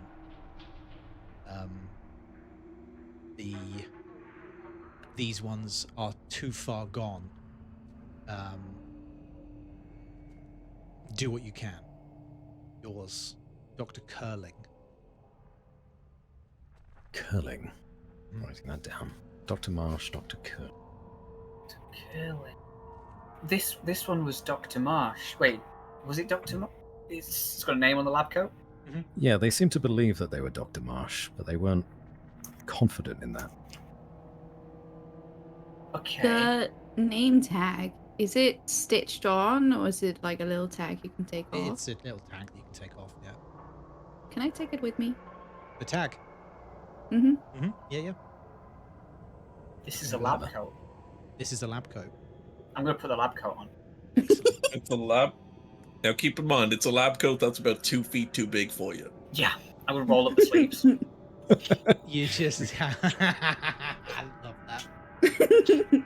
It's trailing behind you. Yeah, fantastic.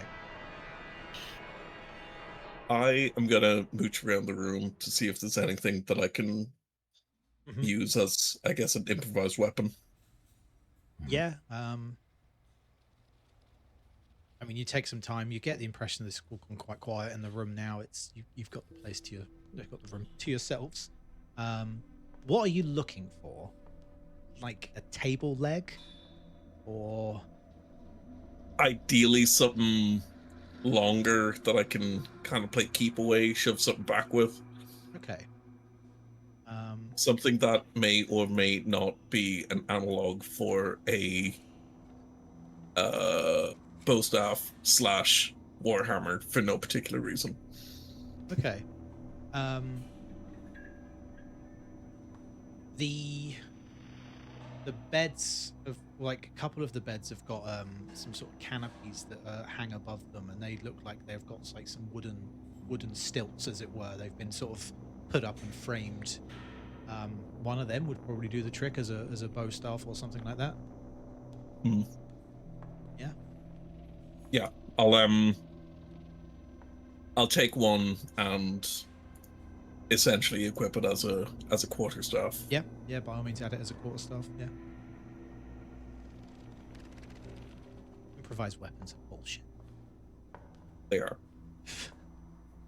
Unless you have proficiency with it and throw someone down the stairs, but that's a different story. Yeah. So then I'll, these bodies... Oh no, you go ahead. I was just gonna say I retrieved my knives from the corpse that we've stabbed. I would suggest only one of them is available. Yeah, The that's second one that you shoved in kind of got a little bit Shoved in. destroyed. Shipped him pretty far. Yeah. It was a bit of an You explosion. sort of look at it, it's mangled and in pieces, so yeah. Yeah. You know, they're not sterile anymore, right? I don't think it really matters if we're trying to kill people. Wait, it's- no, no, it's a joke. It's a joke, beansed it up. You've been set one off. That's okay. Don't worry. About No, it. it's We'll get the it's next one. We'll First, get the next do one, no don't you worry. harm, and then I did harm. Oh, you Oh, they well. weren't human, so I don't think it think counts. someone else had already done the harm, Lottie. If you accidentally kill, if you kill a man in self-defense, Then you can eat for a day. I don't believe that is the scripture.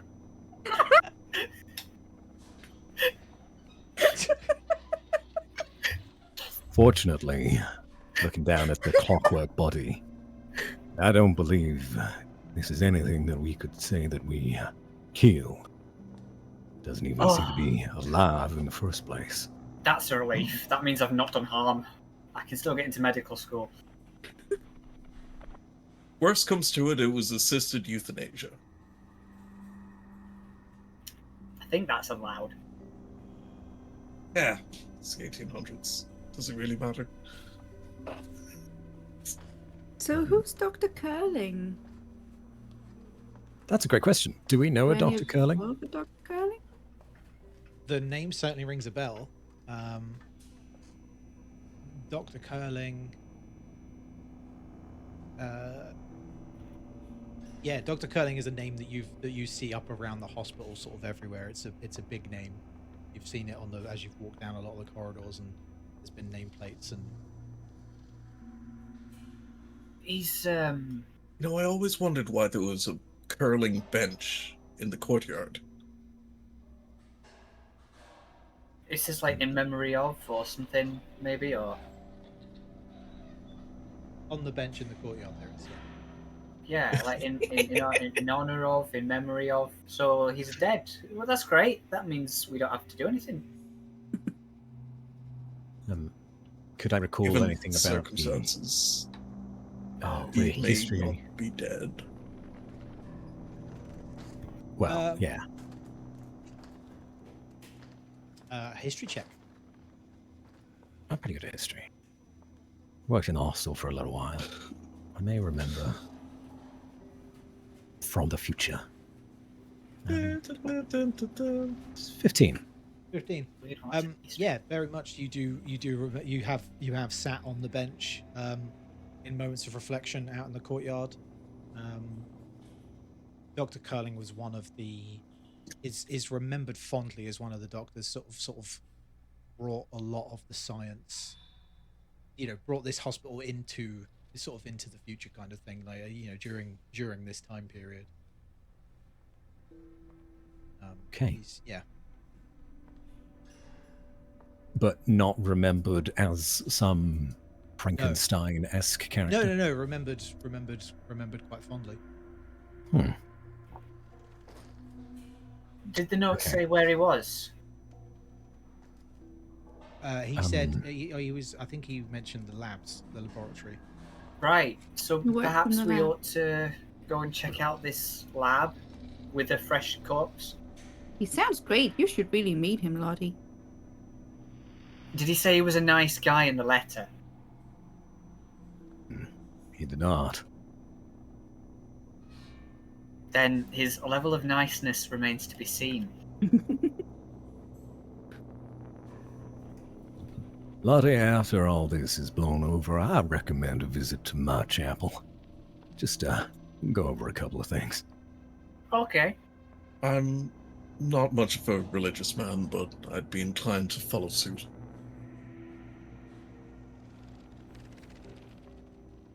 Okay. Well, here's the Can I question. come too? You're all more than welcome. Yay. More the merrier. We'll have a group therapy session after this in the chapel. Oh, excellent. Trauma bonding. So, should we immediately head as a group to the lab, or did we want to check out the wards first? So we kind of blazed by that. Check if any more doors open. We could take a quick look See if- around the wards and then And if there is any other resources that we can scramble together.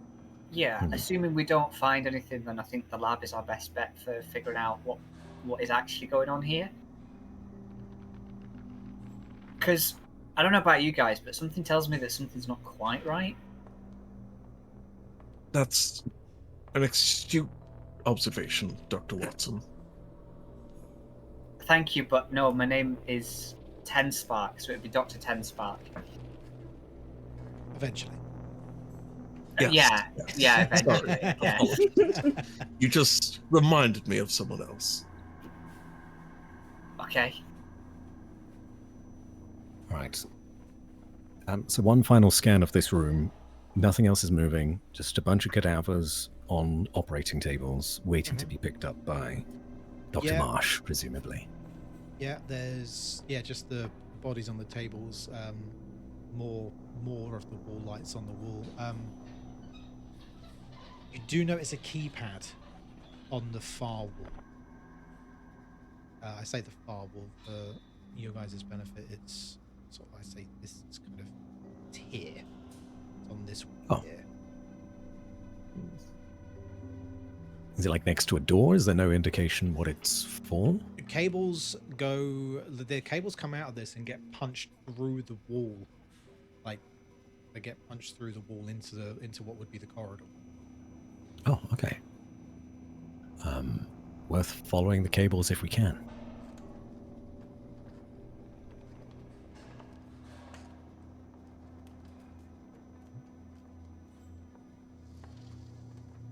So which way are you guys going?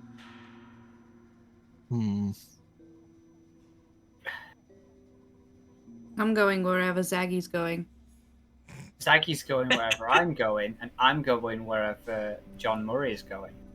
I'm gonna follow these wires. Following the leader. That's probably wise. Okay.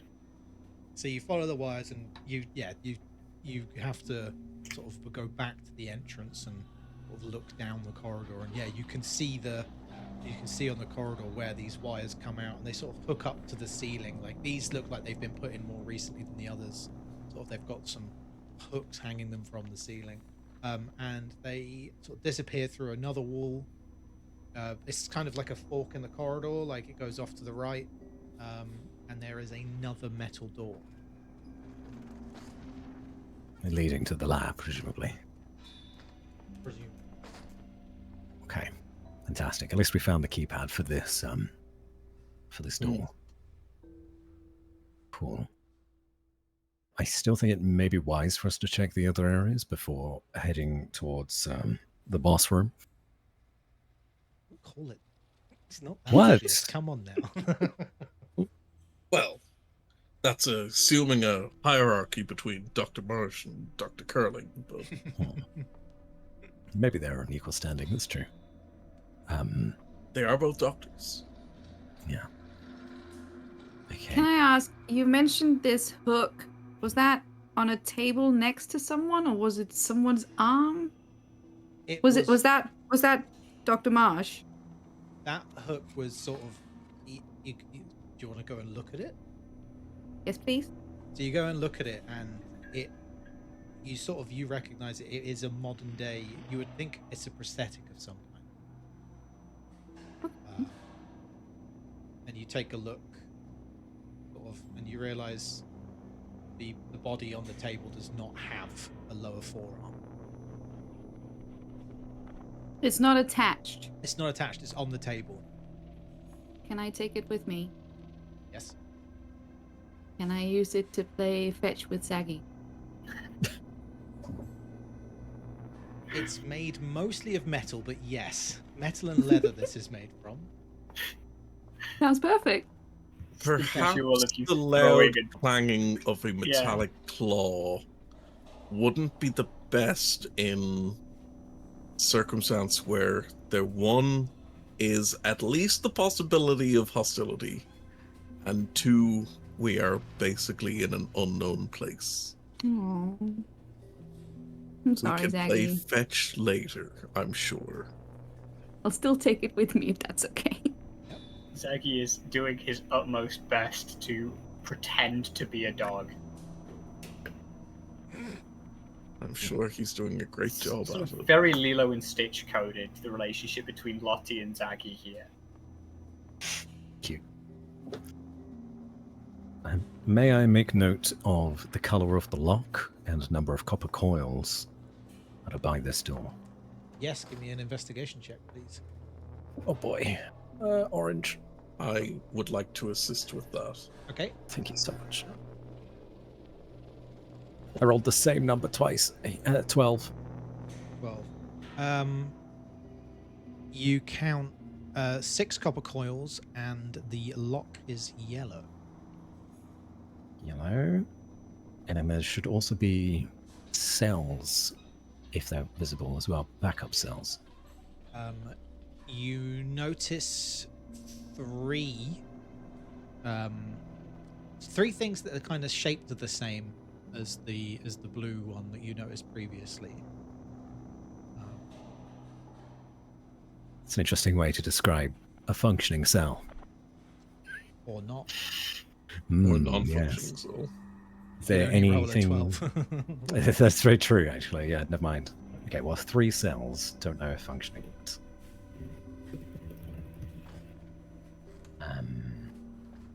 Fine. So what was that? Yellow multiplied by 2. And then copper coils was just a simple... Let's even number of coils. Okay, start with half the number. So you start with 3. Okay. but I can't tell whether or not these cells are functioning or not. Not with this, At a like glance. not at your first glance. No. Zaggy Tick. is a tiny creature, apparently, from reading the stat block fully. And Chihuahua. yeah, and has a fly speed and a climb speed if I want it to. Okay. So can Zaggy kind of like get in there and get behind it, and then I'll use the ability to see through Zaggy's eyes. Like I just sort of you would see Yeah. Lottie just kind of her eyes roll back in Yeah. her head. She kind of slumps to the ground. It's I actually see it's through the thing. it's a much more secure door. This it's not just a gate. Like it is is a double door, Mhm. more solid. There are some windows in it, but it is a much more secure door. This one. But I'd be able to like get Zaggy like up close and personal with the lock. Oh yeah, with everything like the components on it. Yeah. Yeah, I'll do that. Okay. I guess an investigation check. I don't know if that's Cool. yours or theirs. I'm perceiving through his senses, so I don't know how that works. Oh God, I don't want to say it. How does Matt Mercer do it? With Patty. I'll roll a d20. We'll see what happens. Yeah, just do that. It's a 12 on the die, and then if it uses my investigation, it'll be a 13 total. Okay. Yeah, I mean, I'd say that you're close enough. You focus on the cells that we were talking about. Yeah. And getting up close, you do sort of only one of them is sort of is glowing blue like the last one was. The other two are a dull blue in color. Look like there might be some corrosion on them, sort of from the bottom. So you get the impression that one of them is working. Okay. I will come back into my own body sense thing. See, Just come back awake. Yeah. Okay. So there's one of them that's working. Okay. Do you Yeah, have, like, -1. low blood sugar or something? What was that? Oh, sometimes I can just look at things as though I'm looking at it. It's like imagine you get like a little camera and you stick it on the dog. Sometimes I just can see that. Like those videos of the dog running excitedly to the beach. Yeah, or like if you were to put like some bacon on your camera and then have the dog run after it. Okay. Alright, I'll just trust that. Let's make a note. I'm very suspicious of this dog. yes, I mean, with your religion check, I would suggest that you would be. Dog's straight up, yeah. I mean, it's straight up a demon, but like,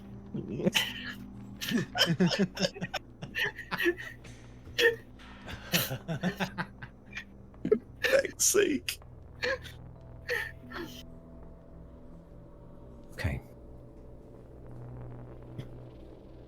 So we got the numbers roughly. But before we put them in, maybe now we go check out the wards. Yes. Keep the door locked in case something wants to sneak up on us. We can always come Yeah. back to it. yeah, we don't like it when things are sneaking at us. No, especially invisible things that can skulk in the corner of our peripheral vision. But who would have Zaggy? something Zaggy, go hide. like Zaggy turns invisible. I do not like that. I loved it.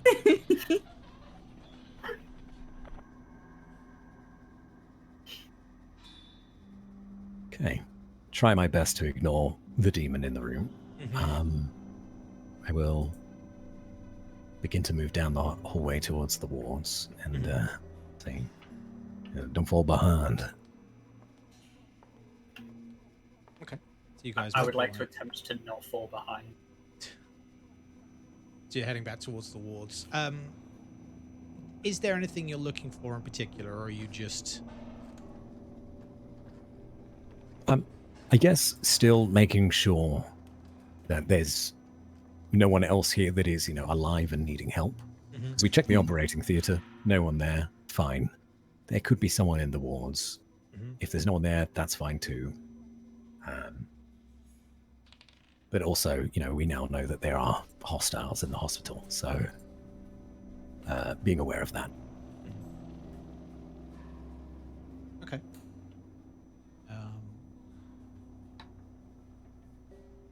Are you moving stealthily? Are you moving nonchalantly? Would you say all of you are moving stealthily? To stay quiet now you know you're not necessarily alone? That's Probably still a bit on edge, yeah. Checks, Dex. Yeah, sure. normally I'd say no for this character, but she does know that she's not alone now. So I think, yeah, she's going to move stealthily. Okay, I will get a group stealth check from you as you are Cool. moving around the wall. So yeah, a d20 plus your stealth modifier.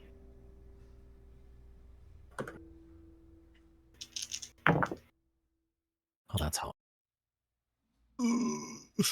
It's a 10. 23. 13. I get a 15, and Zaggy gets a 22. Okay. If I count how much Without much problem at all, you guys do manage to creep around the ward, and you are keeping an eye out. A lot of these curtains are open from where you were, or like looking through the window. That side of the curtain was pulled shut. But as you're sort of walking through, you can start to see, and there are empty beds. You've got 5 or 6 beds on each side, and you do notice there's no one in them in the first ward. You make your way into the second ward, and you hear a very faint breathing coming from the very end bed, and the curtain is fully drawn round. I don't like that. Mm-mm. Mhm. Can we just close the door and move on? Just slowly back away. Can't. I'm afraid if they are in need of help, I'm obliged. That if He's right. you are not if you're uncomfortable, you can stay here. We have to do our due diligence. He's right, I took an oath. Well, I didn't take an oath, but I'm planning on taking an oath. It's good of you to stay by your convictions, even if you have not taken the oath. That is commendable. So you're opening the curtain? Have Yeah. my quarterstaff ready first. Yeah, I'm gonna make sure everybody else is ready and okay.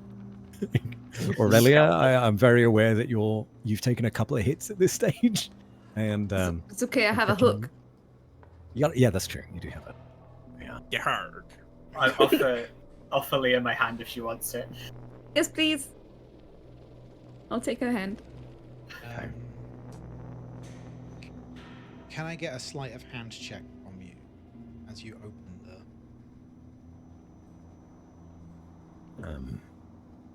That's leave 18. Yes, plus 4. 18. Okay.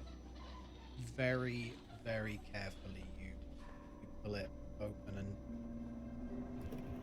the metal hooks, like the metal curtain pole and the hooks, you do manage to just keep it very, very quiet as you begin to open it. And the breathing, it's got no louder.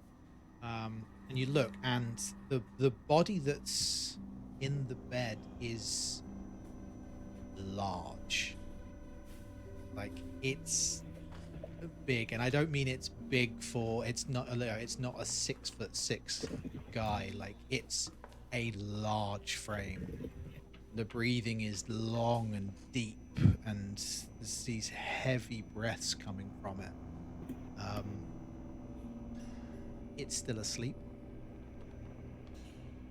Okay. Does it look human? Or humanoid. Quirky. It does look humanoid. Some of the, as you get sort of closer towards it, still stealthily and still quiet, you do notice that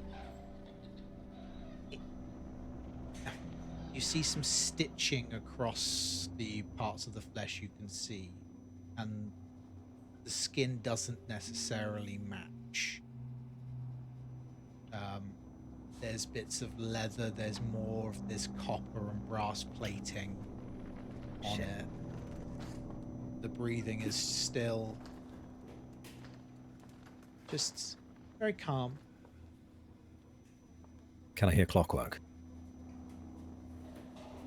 You don't hear clockwork, but you do hear a gentle, again, that you've become so attuned to the hum of the hospital that you tune that out. This has got its own sort of frequency to it.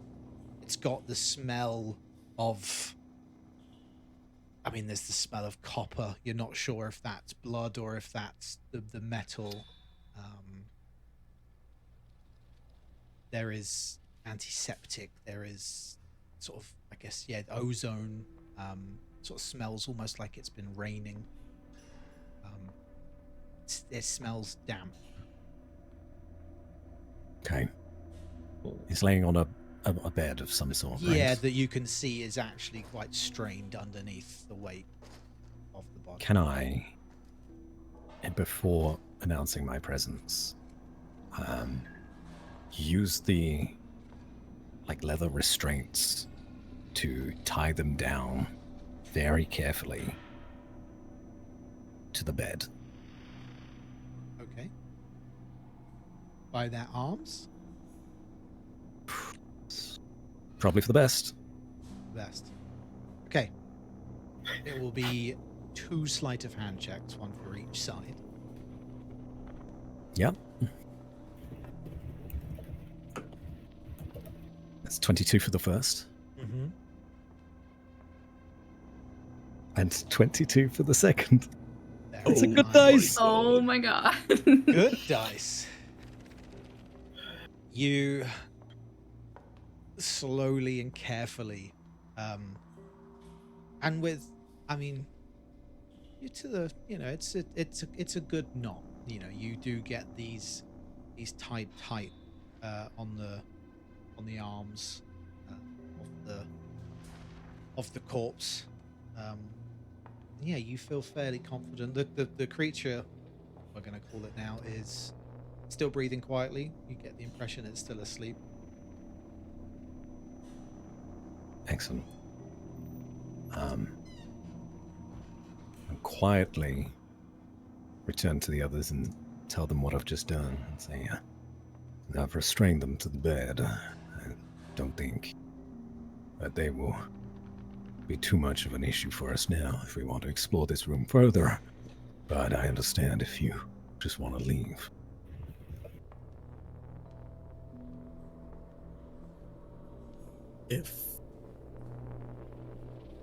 If we do, then we'll have to do it quietly. Yeah, I nod in agreement. So no playing fetch. Got it. Good. Okay. Okay. Do you Yeah, at the see very anything least- else in that room that we could use?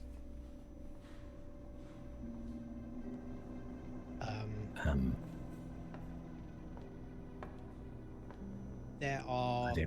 on the sort of on some of the tables, you do notice one of the tables is there's some bottles of sort of little brown bottles with little cork stops,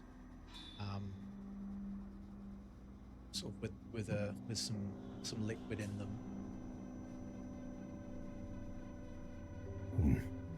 Okay.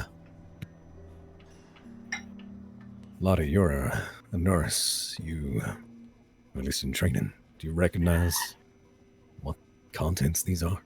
In the loosest sense of the word, sure. That's a great question. Do I recognise what's in the bottles? I guess roll a medicine check. Yeah, medicine. a skill that as a trainee doctor I should be really good at. 2. No idea. Yeah, those are some It's all in old. It's all in old.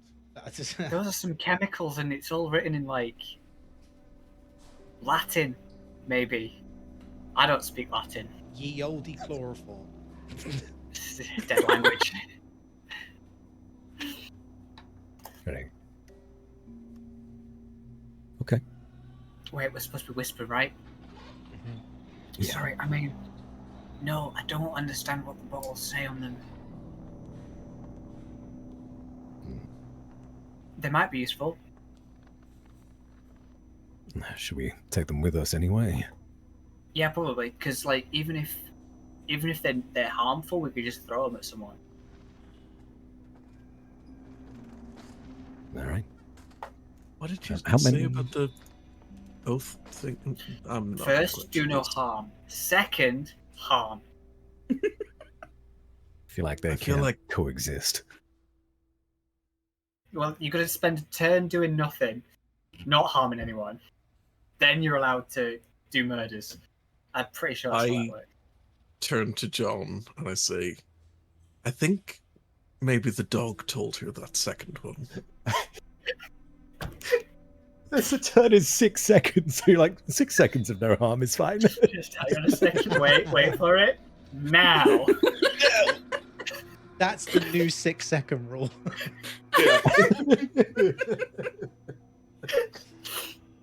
Waiting 6 seconds before you sock a gram off. Whereabouts in the room are these chemicals, and are they on the other side of the sleeping man? They're on the opposite side of the room. Okay. The sleeping man was like in the far left corner, the furthest bed away. These are sort of on the beds on the right hand side. So there's a cupboard, cabinet, I guess. not a cupboard. Having read my character sheet, I've discovered Mage Hand exists. So I'd like to cast Mage Hand and send it over to grab the bottles. Oh, genius.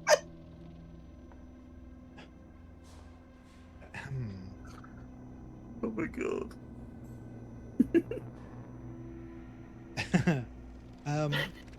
Do I want you to roll for anything with that? Are you attempting to do it quietly because are you using Mage Hand I to think do I'm, it? yeah. I'm trying to use Mage Hand to avoid having to make noise and go over there and do things. Okay. I guess a sleight of hand check would be in order, but do it using a spellcasting modifier rather than your. Fun. Charisma sleight of hand. Why not? 16. Nice. Could you describe your mage hand? Yeah.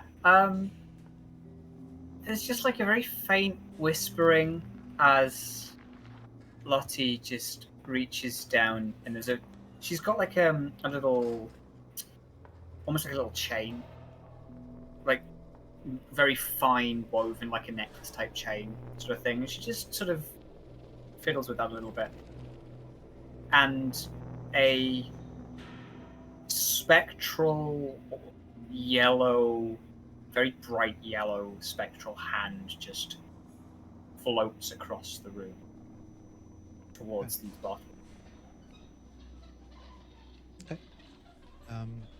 The cabinet has not got a front on it, so you pick up a couple of the bottles and float them back towards you, I guess. Float them back.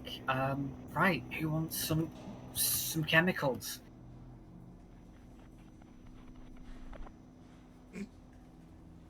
Can I also have a look to try and decipher what they might be? Yeah. Yeah, medicine from both of you. Okie dokie. Nope. That's an 11. 8. These, you get the impression, having them in your hand, that these are used sort of on the ward, sort of given to the patients probably to help them sleep. Okay, maybe some sort of painkiller then. If it's to help them sleep, or Yeah. Or an anesthetic. or an anesthetic. Yeah, could be one of those two. Okay, we'll People keep hold of Don't them. want to get those mixed up. No. Are we interested in waking up the big guy? I when certainly am not.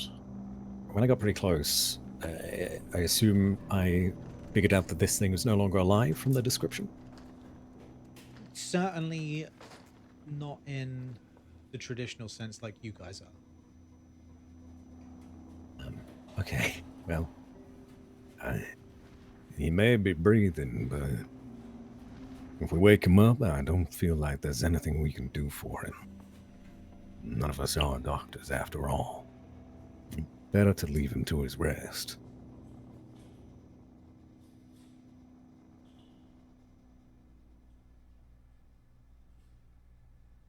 To the lab then? I suppose so. Yeah, I think so. I think we can just avoid this. I'm going to ask for a group stealth check again, please. For you guys leaving the room. Uh-oh. 18. 7. 4. 21. Mm-hmm. And From the puppy. from the puppy, actually it's a +5. An 11. Puppy would have advantage, right? Being invisible. Yes, that was with the advantage. Oh, Good God. Nearly as Perhaps- bad as me. Perhaps filled with a sense of confidence that you've been so quiet up until this point. You don't leave the room quite as quietly as a group as you came into it. However, mechanically, you were quiet enough not to disturb the sleeping creature. Oh, thank goodness. You make it to the door and fantastic. close it gently behind you. Well avoided, everyone. Oh boy. Okay. Let's Mosey on go back to the lab. door. Yeah.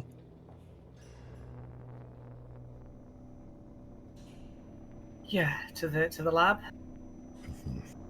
Let's go and see who's- to explore. You looked through the main the two wards that were there. There was an empty one, and there was a one with a big fella that we tied up. The priest tied him up in a Good normal way. times. Listen. You gotta do what you gotta do for the unholy kind.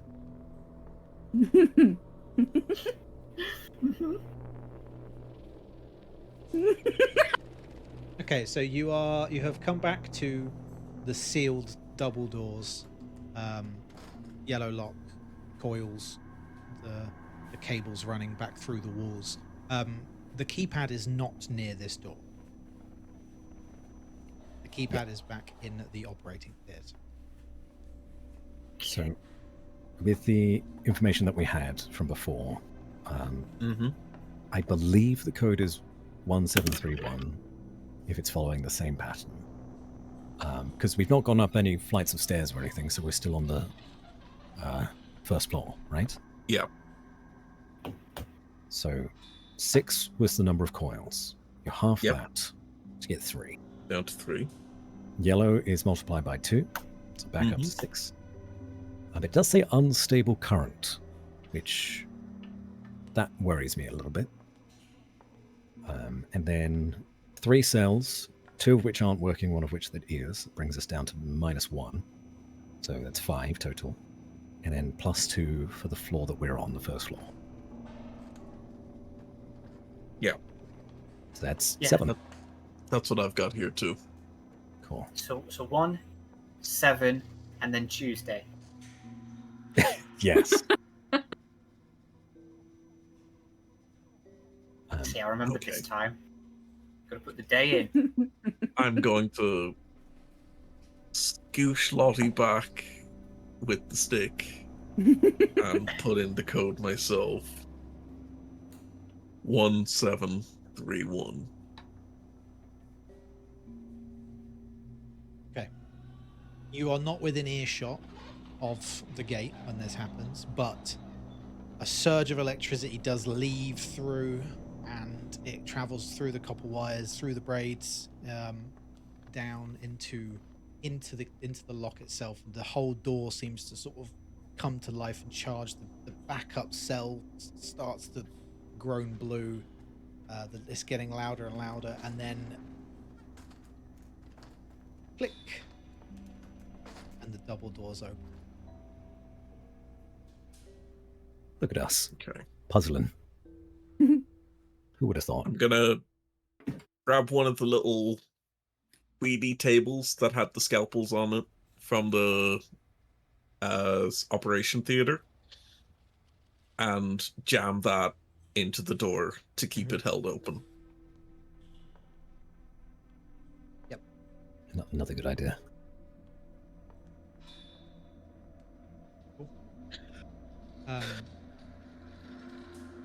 We are in the final act, as it were. Does anyone need a break? I appreciate we've been going for 2.5 hours. Tea break? Quick tea break before we finish up. Yeah. I know it's not quite halfway, but you know. Mhm. Yeah. Or a Sounds European good to break. me. European breaks? Tea breaks? Yeah. Okay, guys. Cool. Smoky, smoky. It's 10 to the hour now, so on the hour. Sure. 9 minutes. Sounds good. Yeah. Cool. All right, guys. See you in a sec.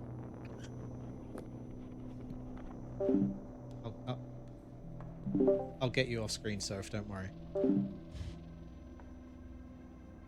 Hi, guys. How we doing? Let's pause the creepy music for a second. Put on some happy music again. Hi, everyone. Hello.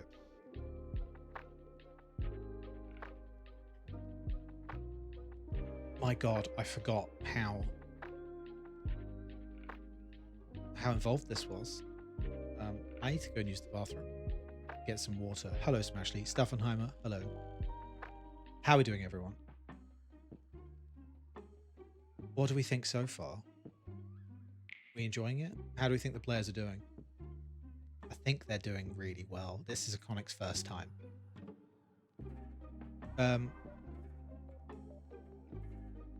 Very close to the plot of a book I was reading. Oh God. Smashley, I finished The Lost Story today. We need to talk about that tomorrow. Need to talk about it tomorrow. It was really good. So good. It's spooky. Awesome. That's good. I'm really enjoying it. I've missed doing this. I know I said I was giving the players a break, but I am also going to go and have a quick break. I'll be back in a couple of minutes. I'll be back before those guys. So I'll see you in a sec.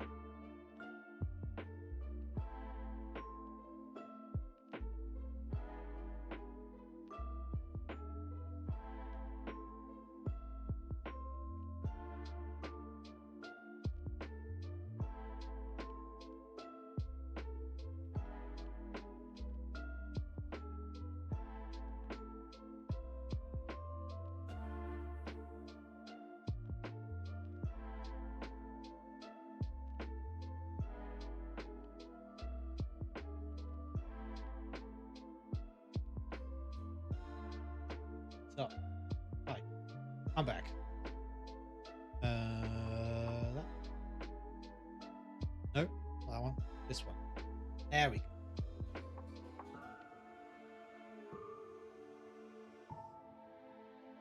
I would say things are going well. I have a stick, so for scary dog privilege. Exactly.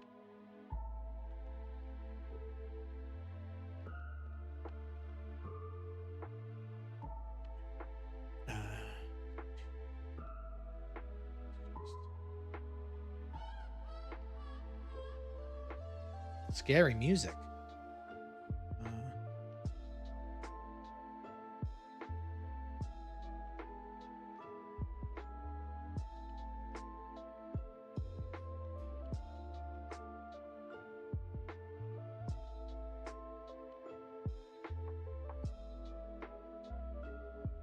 Real spooky stuff.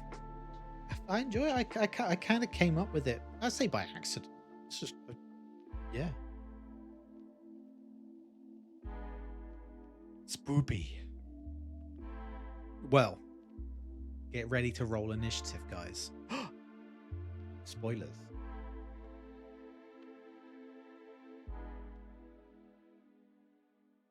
Spoilers, everyone.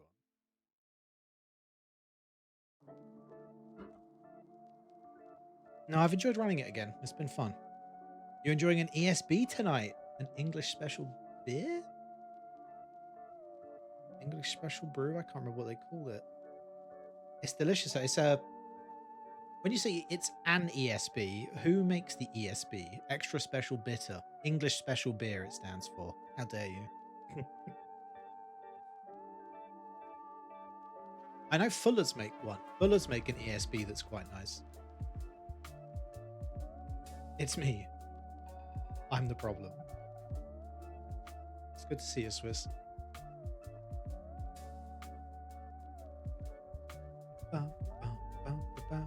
Right. There we go. It is on the hour. We are still waiting for... Oh, wait. Shit. It's looking wizard if I ever done seen one. It's on the hour, and I'm no. complaining that you guys aren't back yet.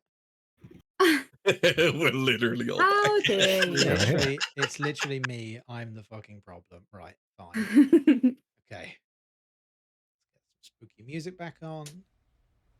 Go back onto the map. See. Right. You walk into the room, and the air is filled again with more hum of electricity, this time only louder. More antiseptic and copper fills your noses. At the back of the room stand 3 large electrical coils, electricity surging up and through them, occasionally firing sparks around the room. In the center of the room stands a man in a tattered surgeon's coat, his eyes behind smoked goggles, his hands encased in sparking gauntlets. He has a harness across his back, leather harness, with sort of metal conductors attached to it, and he stands admiring the sparking electricity that occasionally jumps to his hands and jumps to his back, and he turns around and looks at you, and as you enter the room, smiles faintly and says, "Ah, live specimens." So if you guys could grab your tokens and please put them onto the battle map. If you need some help with that, I can do that. Where you think you would have got to in the room.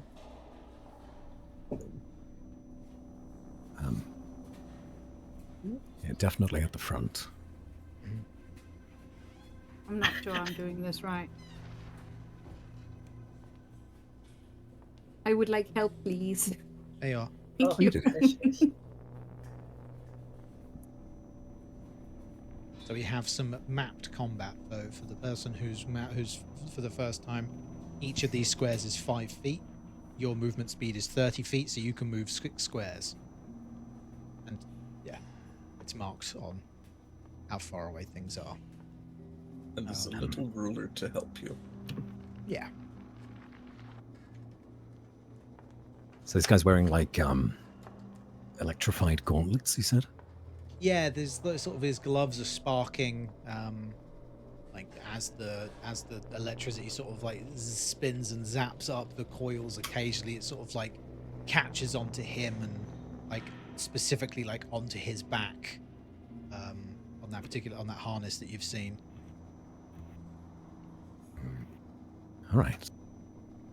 I suppose as we round the corner and he sees us, I'll speak out. No sense in stealthing, other than regular dog. Dr. Curling, I presume. That would be correct. And who are you? Concerned Bob. citizens. Concerned Citizens is a great name. That is your group name now. That is it. It's going on the list of band names.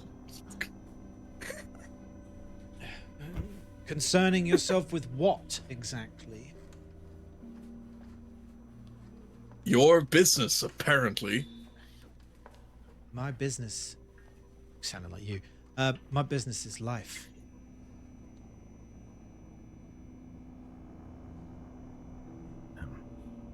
Your business does not appear to be any kind of life that I would deem correct. Mine is a higher level of life. I'm able to bring people back, extend their lives. Why would we not want that? Death is but a natural course of life. To disturb that is to be an affront to the gods. You, Dr. Curling, are acting against the gods' will.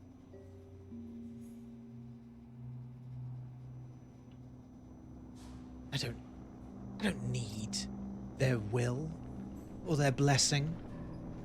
Look at all I've achieved. This hospital, because of me, built because of me.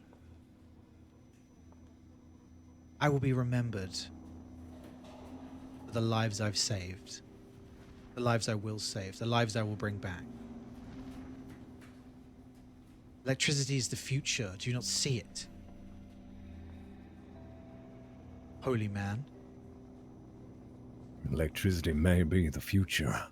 There's nothing I can do to stop that. What you're doing, that ends today. That has no future. I think we're going to roll initiative, guys. No one going to address that this guy read one Mary Shelley book and based his whole personality on it.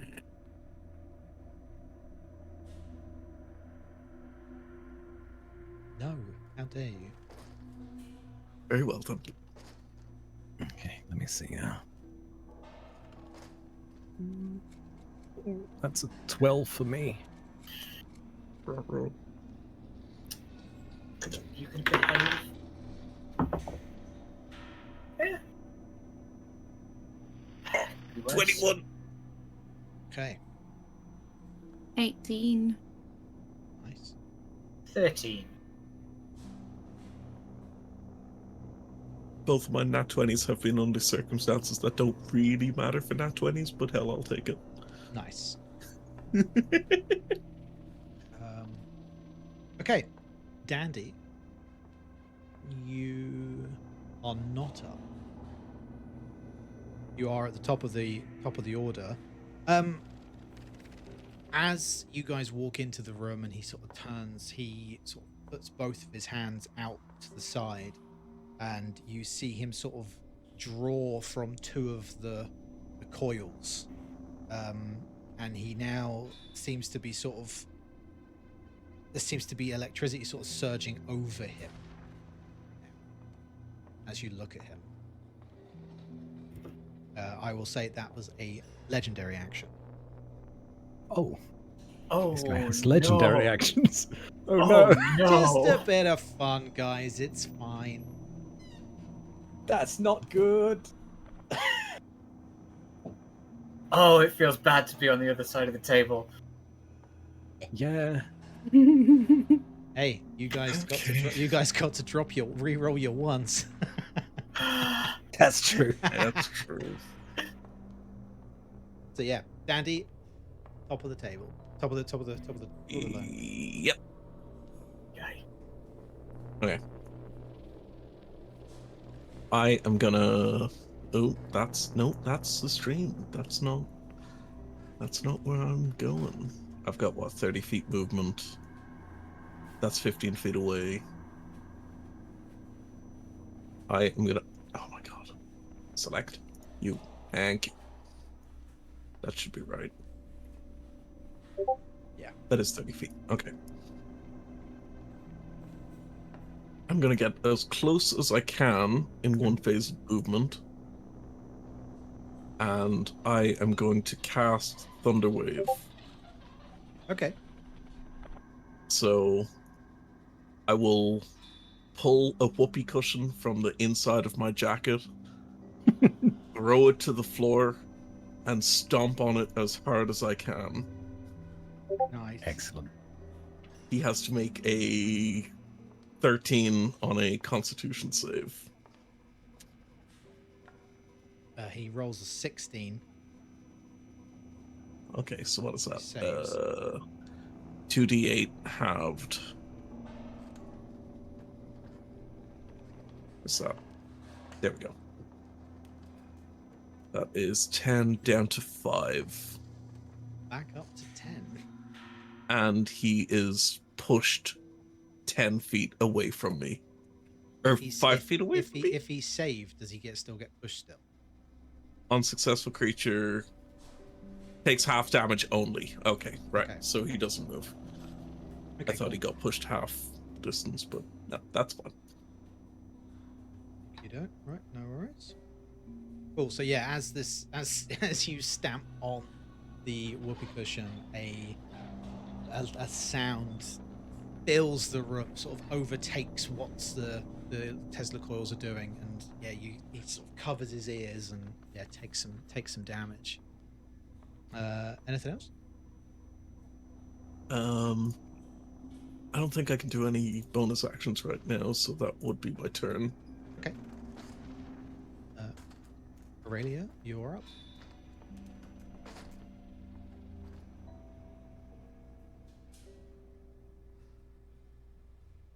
Shit. I'm just gonna try and stay close to Lottie, I think. Okay. And Zaggy, of course. Mm-hmm. As you're sort of staying in the doorway where you are, then. Yeah. Can I? I mean, you could sort of hold your movement. Like if you're holding Lottie's hand, we can do it that when Lottie moves, you will move with her. Even though Yeah, it's not I your would turn. like that. Okay, so we'll hold your turn. You'll hold your action to move with Lottie. Yeah. Can I ask Dr. Curling a question? You can. Yeah. Why was the nurse wearing your lab coat? She wasn't. It had your name on it. And Dr. Marsh's name on it.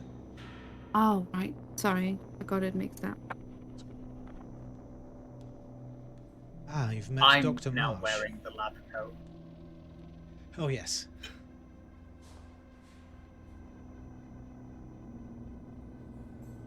Okay, cool. Lottie and Normal Dog, your turn. Normal dog. Yeah. I think now is as good a time as any to start burning spell slots, of which I have very precious few. So, I'm going to move slightly into the room, so probably about here. That's as far as my movement speed allows me, because I'm small. Hex has a range of... Oh, I've accidentally moved myself. Hex has a range of 90 feet, I believe. I think it does, yeah. And it also has a casting time of 1 bonus action. There it pops into the Roll20 chat log. You place a curse on a creature that you can see within range until the spell ends its concentration. You deal an extra d6 necrotic damage whenever you hit it with an attack. Also, choose an ability when you cast the spell. They have disadvantage on ability checks made with the chosen ability. Okay. That's concentration as long as I've got it up. Yeah. I'm sort of putting this to the group. Is there anything that you want him to have disadvantage on? It could be any- Probably con saves. Ooh, Constitution would be good for like concentration, perhaps. Or just me knocking his ass into one of the testicoils. Yeah.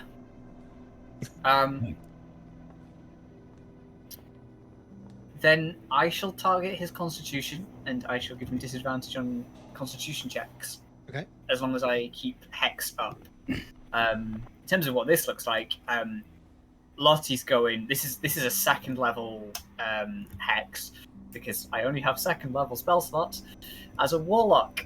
So I'm going to go ahead and just brandish my chain, which suddenly grows in length to now be just a length of normal chain, and slash it through the air like a whip as a sigil burns in front of his face. Nice. That's just a bonus action, which means that I can use my action to cast a cantrip, which is of course going to be the only Warlock cantrip that exists, Eldritch Blast. Of course. Woohoo! I gotta make a single Eldritch Blast attack. Go ahead.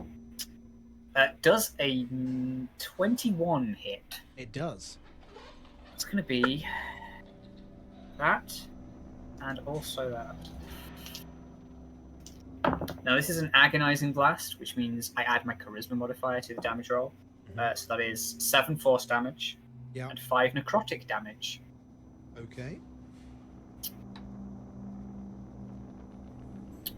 As a crackling beam of bright yellow, almost lightning-looking energy, but it's not lightning, it's force damage, shoots out and hits him square in the chest, I hope. Okay. Yeah. Normal dog can take the help action because I need to use my bonus action to command normal dog to do anything that's like more than that. So normal dog is going to, whilst still invisible, give John the help action, Thank you. which means you get advantage on your next thing that you do. And then normal dog is going to fly his movement speed of 40 feet over here and just sort of lie in wait invisibly.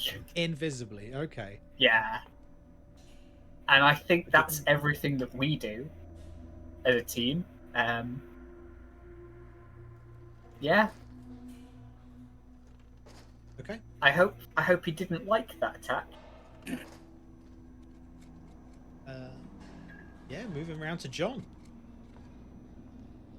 All right.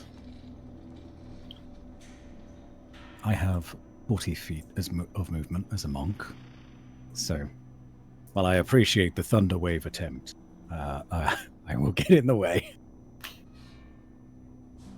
But I recognize what was trying to be done, and we'll also try to do the same in pushing him into these arc reactors, whatever you want to call them, lightning rods. So I will rush forward, and if I'm getting the help action for this first attack from dog, I may try to grapple, because if I grapple first with my grappler feet, I will then get advantage on attack rolls, which then mixed with flurry of blows would mean even more chance to hit. Yeah. So I'm going to grapple first, Okay. and I'll use that help. Thank you, Demon Dog. That is a 7 plus... What was it? It's just my attack? Would you use 6? Yeah, I was just gonna say, is it strength or dex? It'd be Dex, I guess. So it'd be Yeah. 13.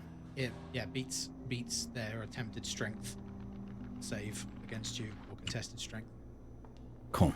So they are now considered grappled. So I grab a hold of both of his arms, and even though there's maybe lightning coursing through his harness, and make it so that he can't target any of the people behind me with whatever lightning abilities this guy's going to be throwing at us. And I will quickly headbutt this guy a couple of times. Very well. And like yeah. I said, yeah, with my grappler feat, I can get an advantage on attack rolls. So I'll do my first flurry of blows. So use a key. So that's 16 to hit. Doesn't hit. No, okay. And that's a 10. Dang. Doesn't hit. You are confident in your in hitting him. Is like you're looking at him and you've grabbed him and you're holding him in place. But that electricity that's kind of surging around him, it's as you sort of go to headbutt, you feel like you almost bounce off of a magnetic field. Like it's don't quite get through to him.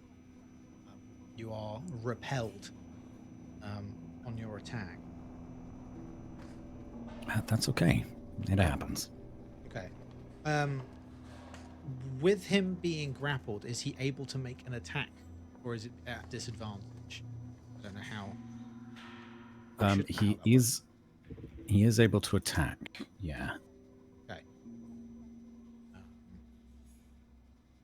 Grappled sets your speed to 0. Oh, is it just right? Okay. Yes. I don't know if it does anything else. I'll go. Okay. The grappler feat is you have advantage on attack rolls against a creature you're grappling. You can use your action to try to pin a creature grappled by you, and make another grapple check. If you succeed, you're both restrained. Okay. At that point, you'd have disadvantage. Okay. Speed is 0. Can't benefit from any bonus to his speed, and that is all it does.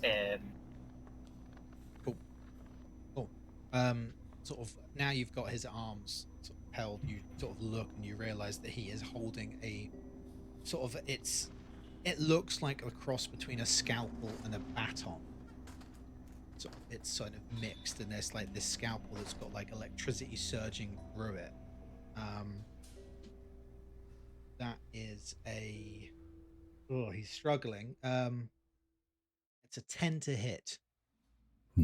For me, no. Okay. But yeah, he's sort of reaching around, just tries to go for you with this sparking scalpel, and obviously just misses. It's not close. No, fair enough. The Tesla coils behind him sort of surge once more, and the one, this one, where is it? So here, sort of the doctor sort of turns and looks at it, and I need a dexterity saving throw from you, please, John. That is fine. That's another +6. Okay. Would have been fine if it were any other number. 1. Natural 1. Natural 1. Okay. Okay, you take 5 points of lightning damage as the oil just kind of sparks and just it arcs and it hits you. It almost hits the doctor's back of his harness and then comes through his body to shock you. So yeah, you take 5 points of lightning damage. It's exactly what should have happened when I grappled a guy using lightning. Yeah. Okay. Dandy, you're up. Mm-hmm.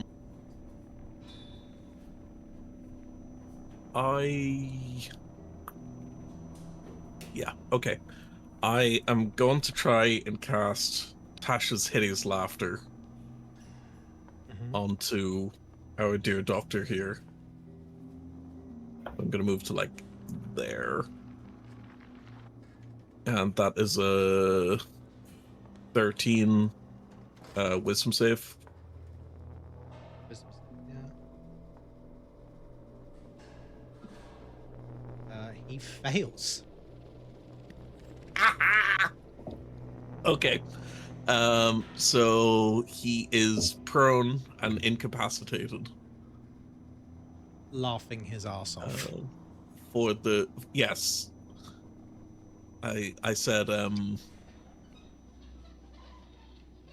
god, never mind. I was gonna say Do you have like a flower that about you the sort dog. of- Right. My dog doesn't have a nose. How does it smell? Terrible. He looks around like, what dog?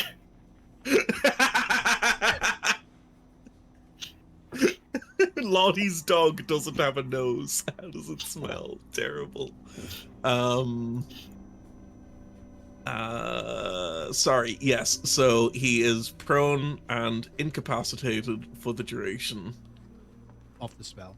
of up to 1 minute. And you are holding concentration on that, I take it. Yes. Okay. And at the end of each of his turns, he can... What? At the end of each of its turns, and each time it takes damage, it makes a wisdom saving throw. Yeah. Okay, there we go. Yeah, to sort of snap him out of it. Mm. At the top, at the beginning of Aurelia's go, the Tesla coil here is going to arc like the last one did, and I'm going to need a dexterity saving throw from you, please, Mr. Clown. Oh, It's a legendary action. dexterity save is a 13. I guess they're lair actions more than anything. You save. So as you're there, you sort of see it as it happens. This thing sort of sparks and it hits the you know, the floor in front of you, but does not hit you. Aurelia, it is your go.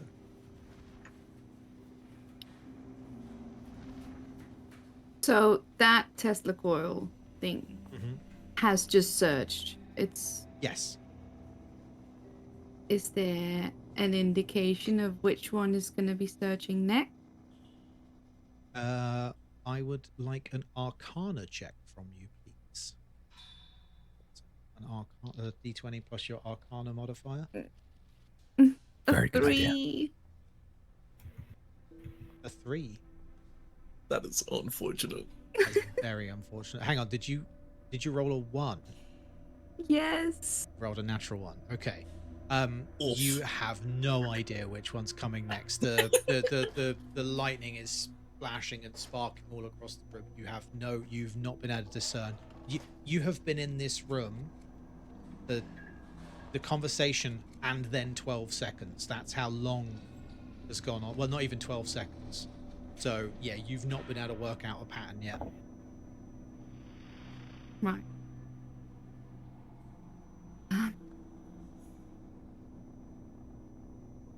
Any movement? Well, or are you I've just- seen Go on. I've seen 2 coils surge, right? Mhm. Can I throw my hook at the 3rd coil? Yes. I need to do. It would be a D20 plus your strength modifier.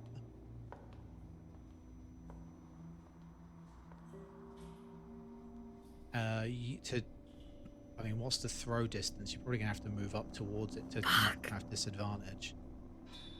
Be what, 20, 60? So 2060, yeah. So you'd have to, you'd be rolling with disadvantage. You'd have to roll 2 dice and give me your lowest total. Okay. 20 feet is real close. Yeah. Unless you got Well- within 20 feet. Go on. That would be a 2. A 2 total or a 1? my first roll was a 1, the next one was a 10, and my strength modifier is +1. So you've rolled 2 natural ones in a row then. No. I know someone's homebrew rule that actually kills a player off at that point. That's insane. It's mad. I read it this week. It's I was nice like, knowing you. That's mad. Okay. You are so it's okay. So we all know you are firing the claw, from the hook from here to here. John, Yeah. can I get a dexterity saving throw from you, please? Straight disadvantage. I would give it not disadvantage because seeing it you coming. have no idea it's coming. Yeah, It's no fine. clue. He's a monk. He can catch projectiles out of the air, right? That's very true. No. Right? Oh no, Well- what have I done? No wrong answers. First one was a nat 20.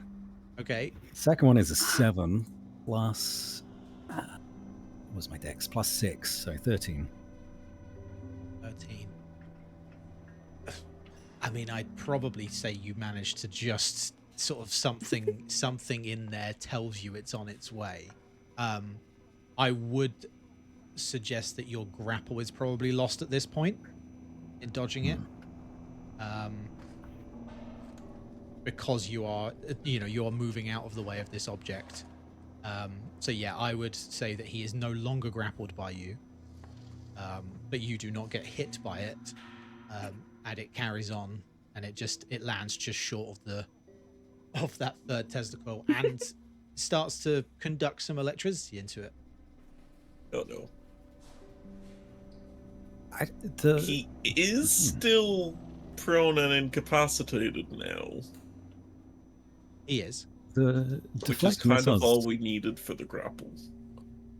Yeah, it's true. The deflect missiles was a good idea. Would it be possible for me to see it come in and then use my reaction to deflect it further and push it into, like, give it the energy it needs to get to the coil? I mean, I will allow it. Give it a Bruce Lee kick. I will allow Yeah, it. effectively. Yeah, no, I would. And just like like the Bruce Lee where he doesn't look. It's just the just the Yeah, I will allow it. I won't even I'm Oh, not even yeah. gonna get you to roll for it. Insert a gunshot ricochet sound effect from a spaghetti western. So I don't gotta roll, but it will cost me a key point to do a deflect missiles attack. So that's Okay. fine because it's really fucking cool.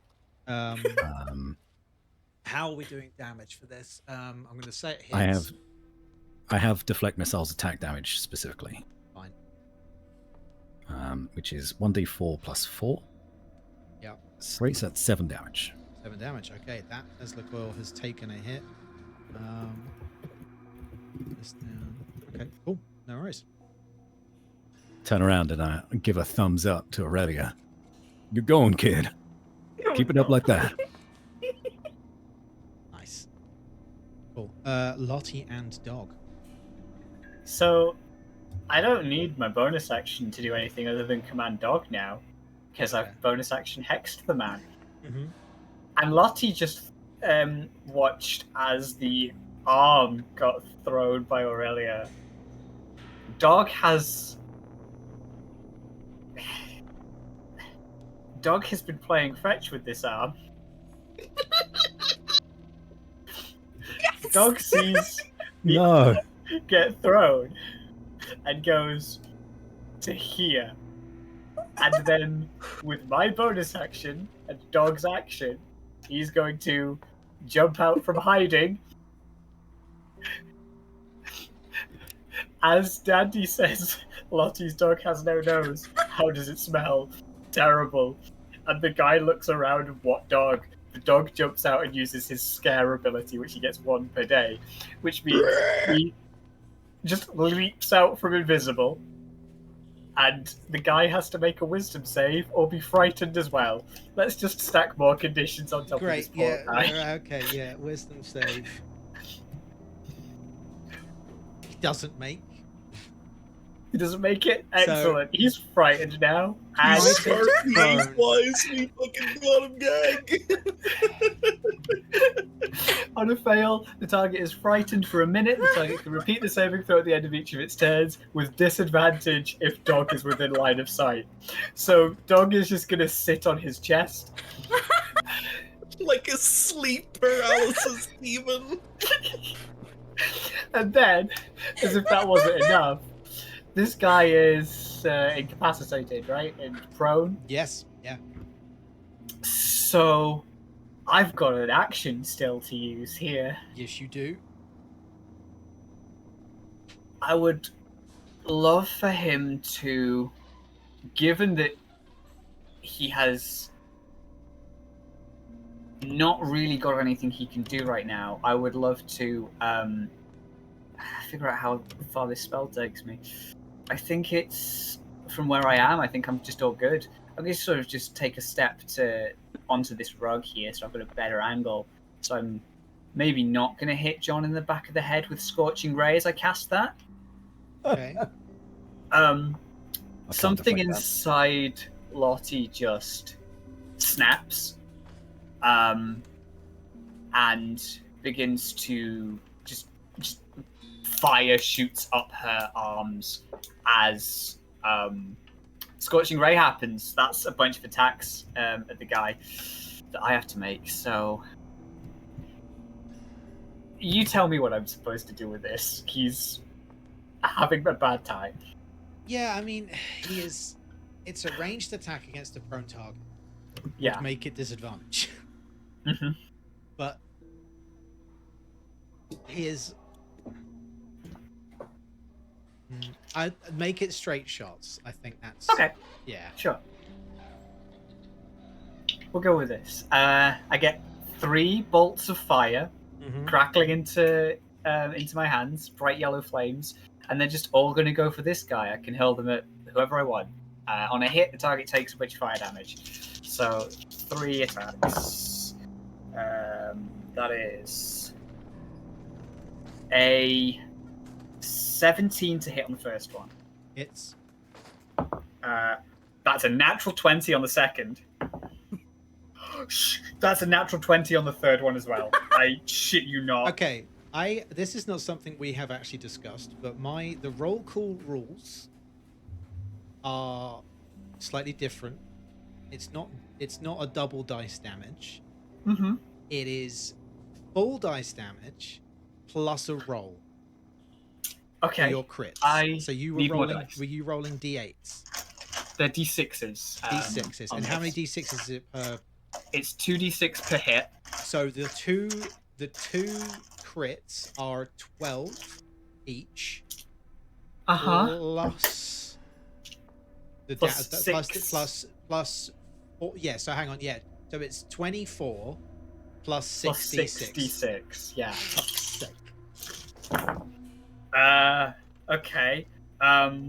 11, 12, 13, 14, 15, 18 plus 24 for a total of 42 fire damage. Absolutely brutal. Yeah. Yeah, I think her entire body just starts glowing with this like yellow fire shoots out everywhere. Yeah. It kind of comes out of nowhere because she's so nice and innocent, and then just hellfire. The thing is, he's prone laughing. Like he just can't help. He's giggling. Like each of these hits, doof, doof, doof, doof, just hits it. And yeah. And Laughing uncontrollably, he just starts burning to death. yeah, pretty much. Maybe Does he get saving throws for each hit? No, because they're attack Oh. rolls. No, from the just hideous take laughter. damage. Yeah. Oh, okay, yeah. So he'll get 3 at disadvantage, or no? We just He gets the hideous laughter save. He doesn't get the fear save No. until his turn. okay. So what is the save on? Well, he's rolled a 19 on one of his saves.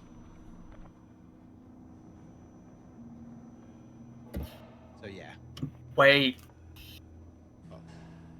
I've got Hex up. That's an attack, isn't it? Yeah. I deal an extra d6 of necrotic damage when I hit him with Hex Yes, you attacks. do. God. And 2 of those were crits. So, how would you like... You take a full 6. So you can take another 12 12 plus. How would you like 25 points of necrotic damage to your face alongside the fire? Okay. It's looking pretty fucking hurt. Excellent. I don't have any more spell slots, gang, so that's me.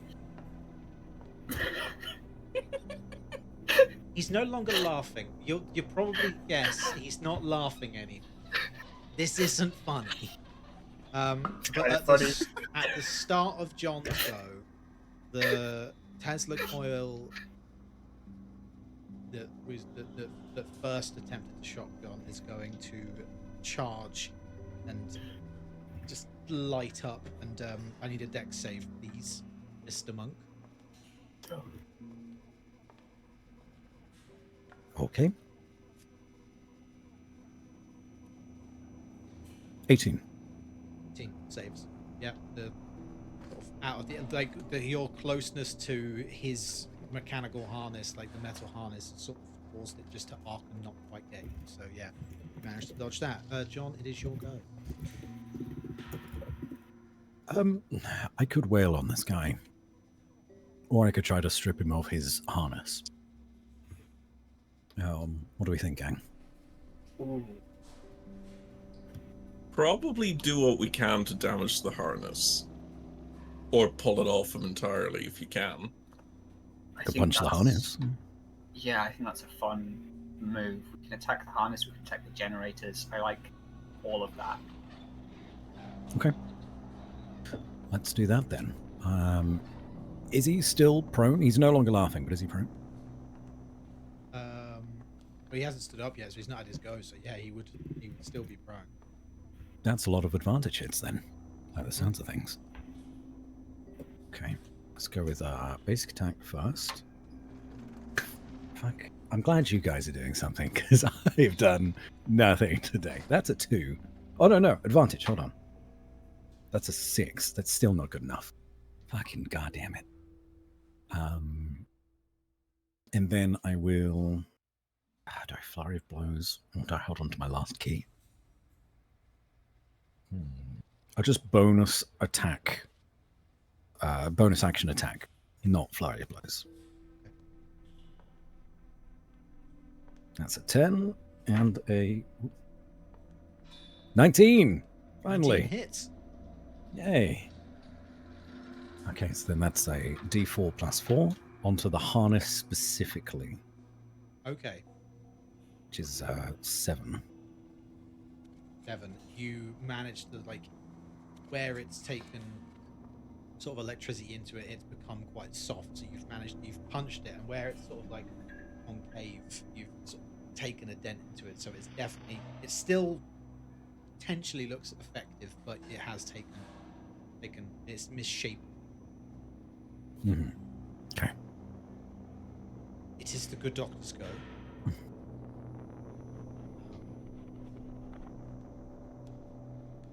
At the so hang on, he can make a save against being scared at the start of his turn or at the end of his turn. At the end of his turn, I think. Yeah, the end of his turn with disadvantage if Zaggy is within line of sight. Okay, so Whilst frightened, he has disadvantage on attack rolls. ability checks and attack rolls whilst he can see the dog. And Okay. he can't willingly move closer to dog. No, but he does have movement, so he can stand up because he's not Yeah. laughing. Okay. Wow. Okay. He was not expecting to meet you guys today.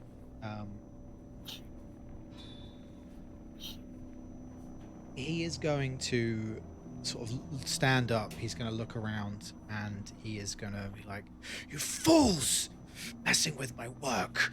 And he sort of holds his his gauntlets sort of against himself, and you can sort of see the electricity sort of charging up and around and into his body. And he is going to, now he's done that, he's going to make an attack against. He can't attack the dog, can he? He can. It's just disadvantage But is it to attack anybody. Is it right? Okay, so with disadvantage, he's just seen this guy like attack his harness and punch him. So, in fact, no, he's not. He's just had someone set him on fire. No.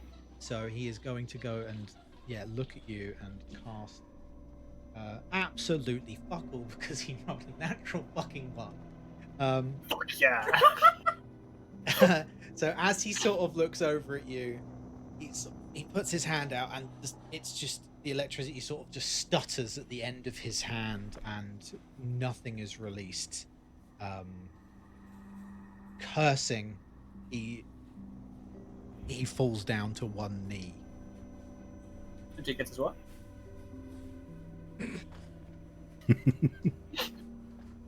Do you have Vicious Mockery as a cantrip? No. I think Dandy has that. Yeah. Speaking of, it is Dandy's go.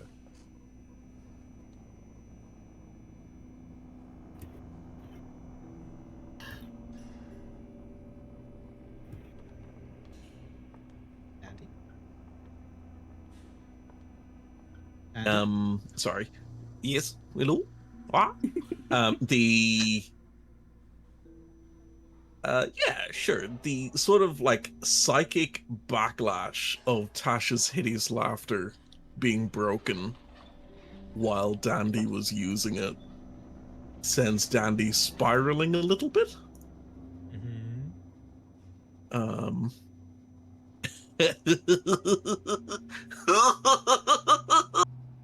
You shouldn't have done. I will bonus action rage. Beautiful.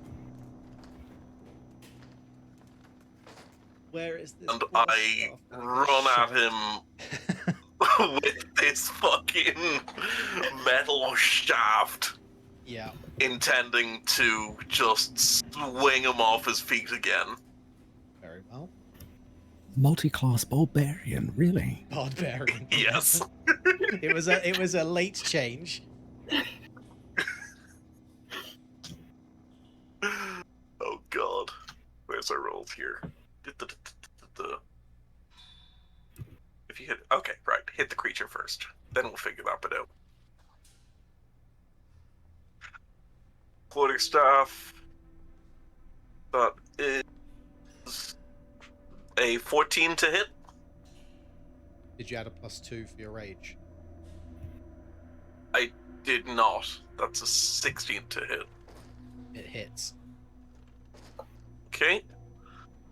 And then that is 5 damage. I How rolled a 1. 5 damage. 5 damage. The killing blow is yours. How would you like to take it? Hang on, wait, let me. Where's it gone? I mean, I guess it doesn't really matter. So, Dandy charges at the guy, cackling like a goddamn maniac, sweeps his legs from under him, and his head just crashes into the floor, and he just stops moving. Gonna take a step back from this raging, monstrous clown. So you go. And the demon dog. Good boy. And as that final blow comes down, the coils begin to hum louder and louder and louder, and the room starts to fill with this blinding bright light, and you can't look anywhere near it, and you can't see anything anywhere near you, and it's quiet again. But it's bright. It's white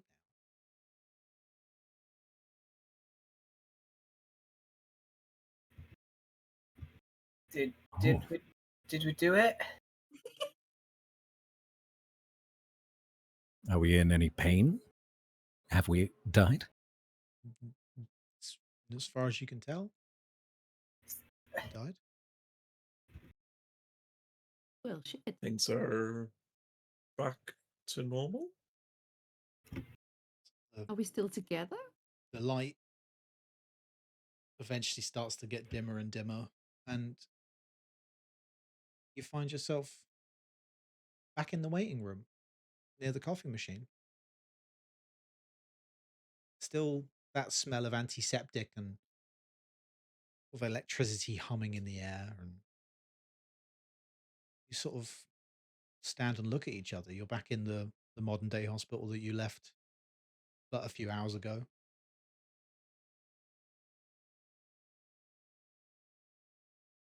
Dandy, are you sure you didn't put anything in this coffee?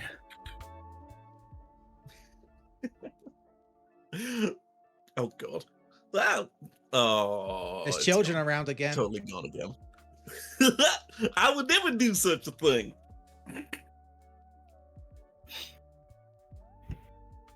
Are we just like back in our normal attire, but he's dripping with blood after murdering a man? Potentially, yeah. Oh, What do you mean? uh-oh. At that moment, a doctor opens sort of one of the doors slightly further down the corridor and says, Aurelia Renard, Dr. Curling will see you now. Oh, that's me.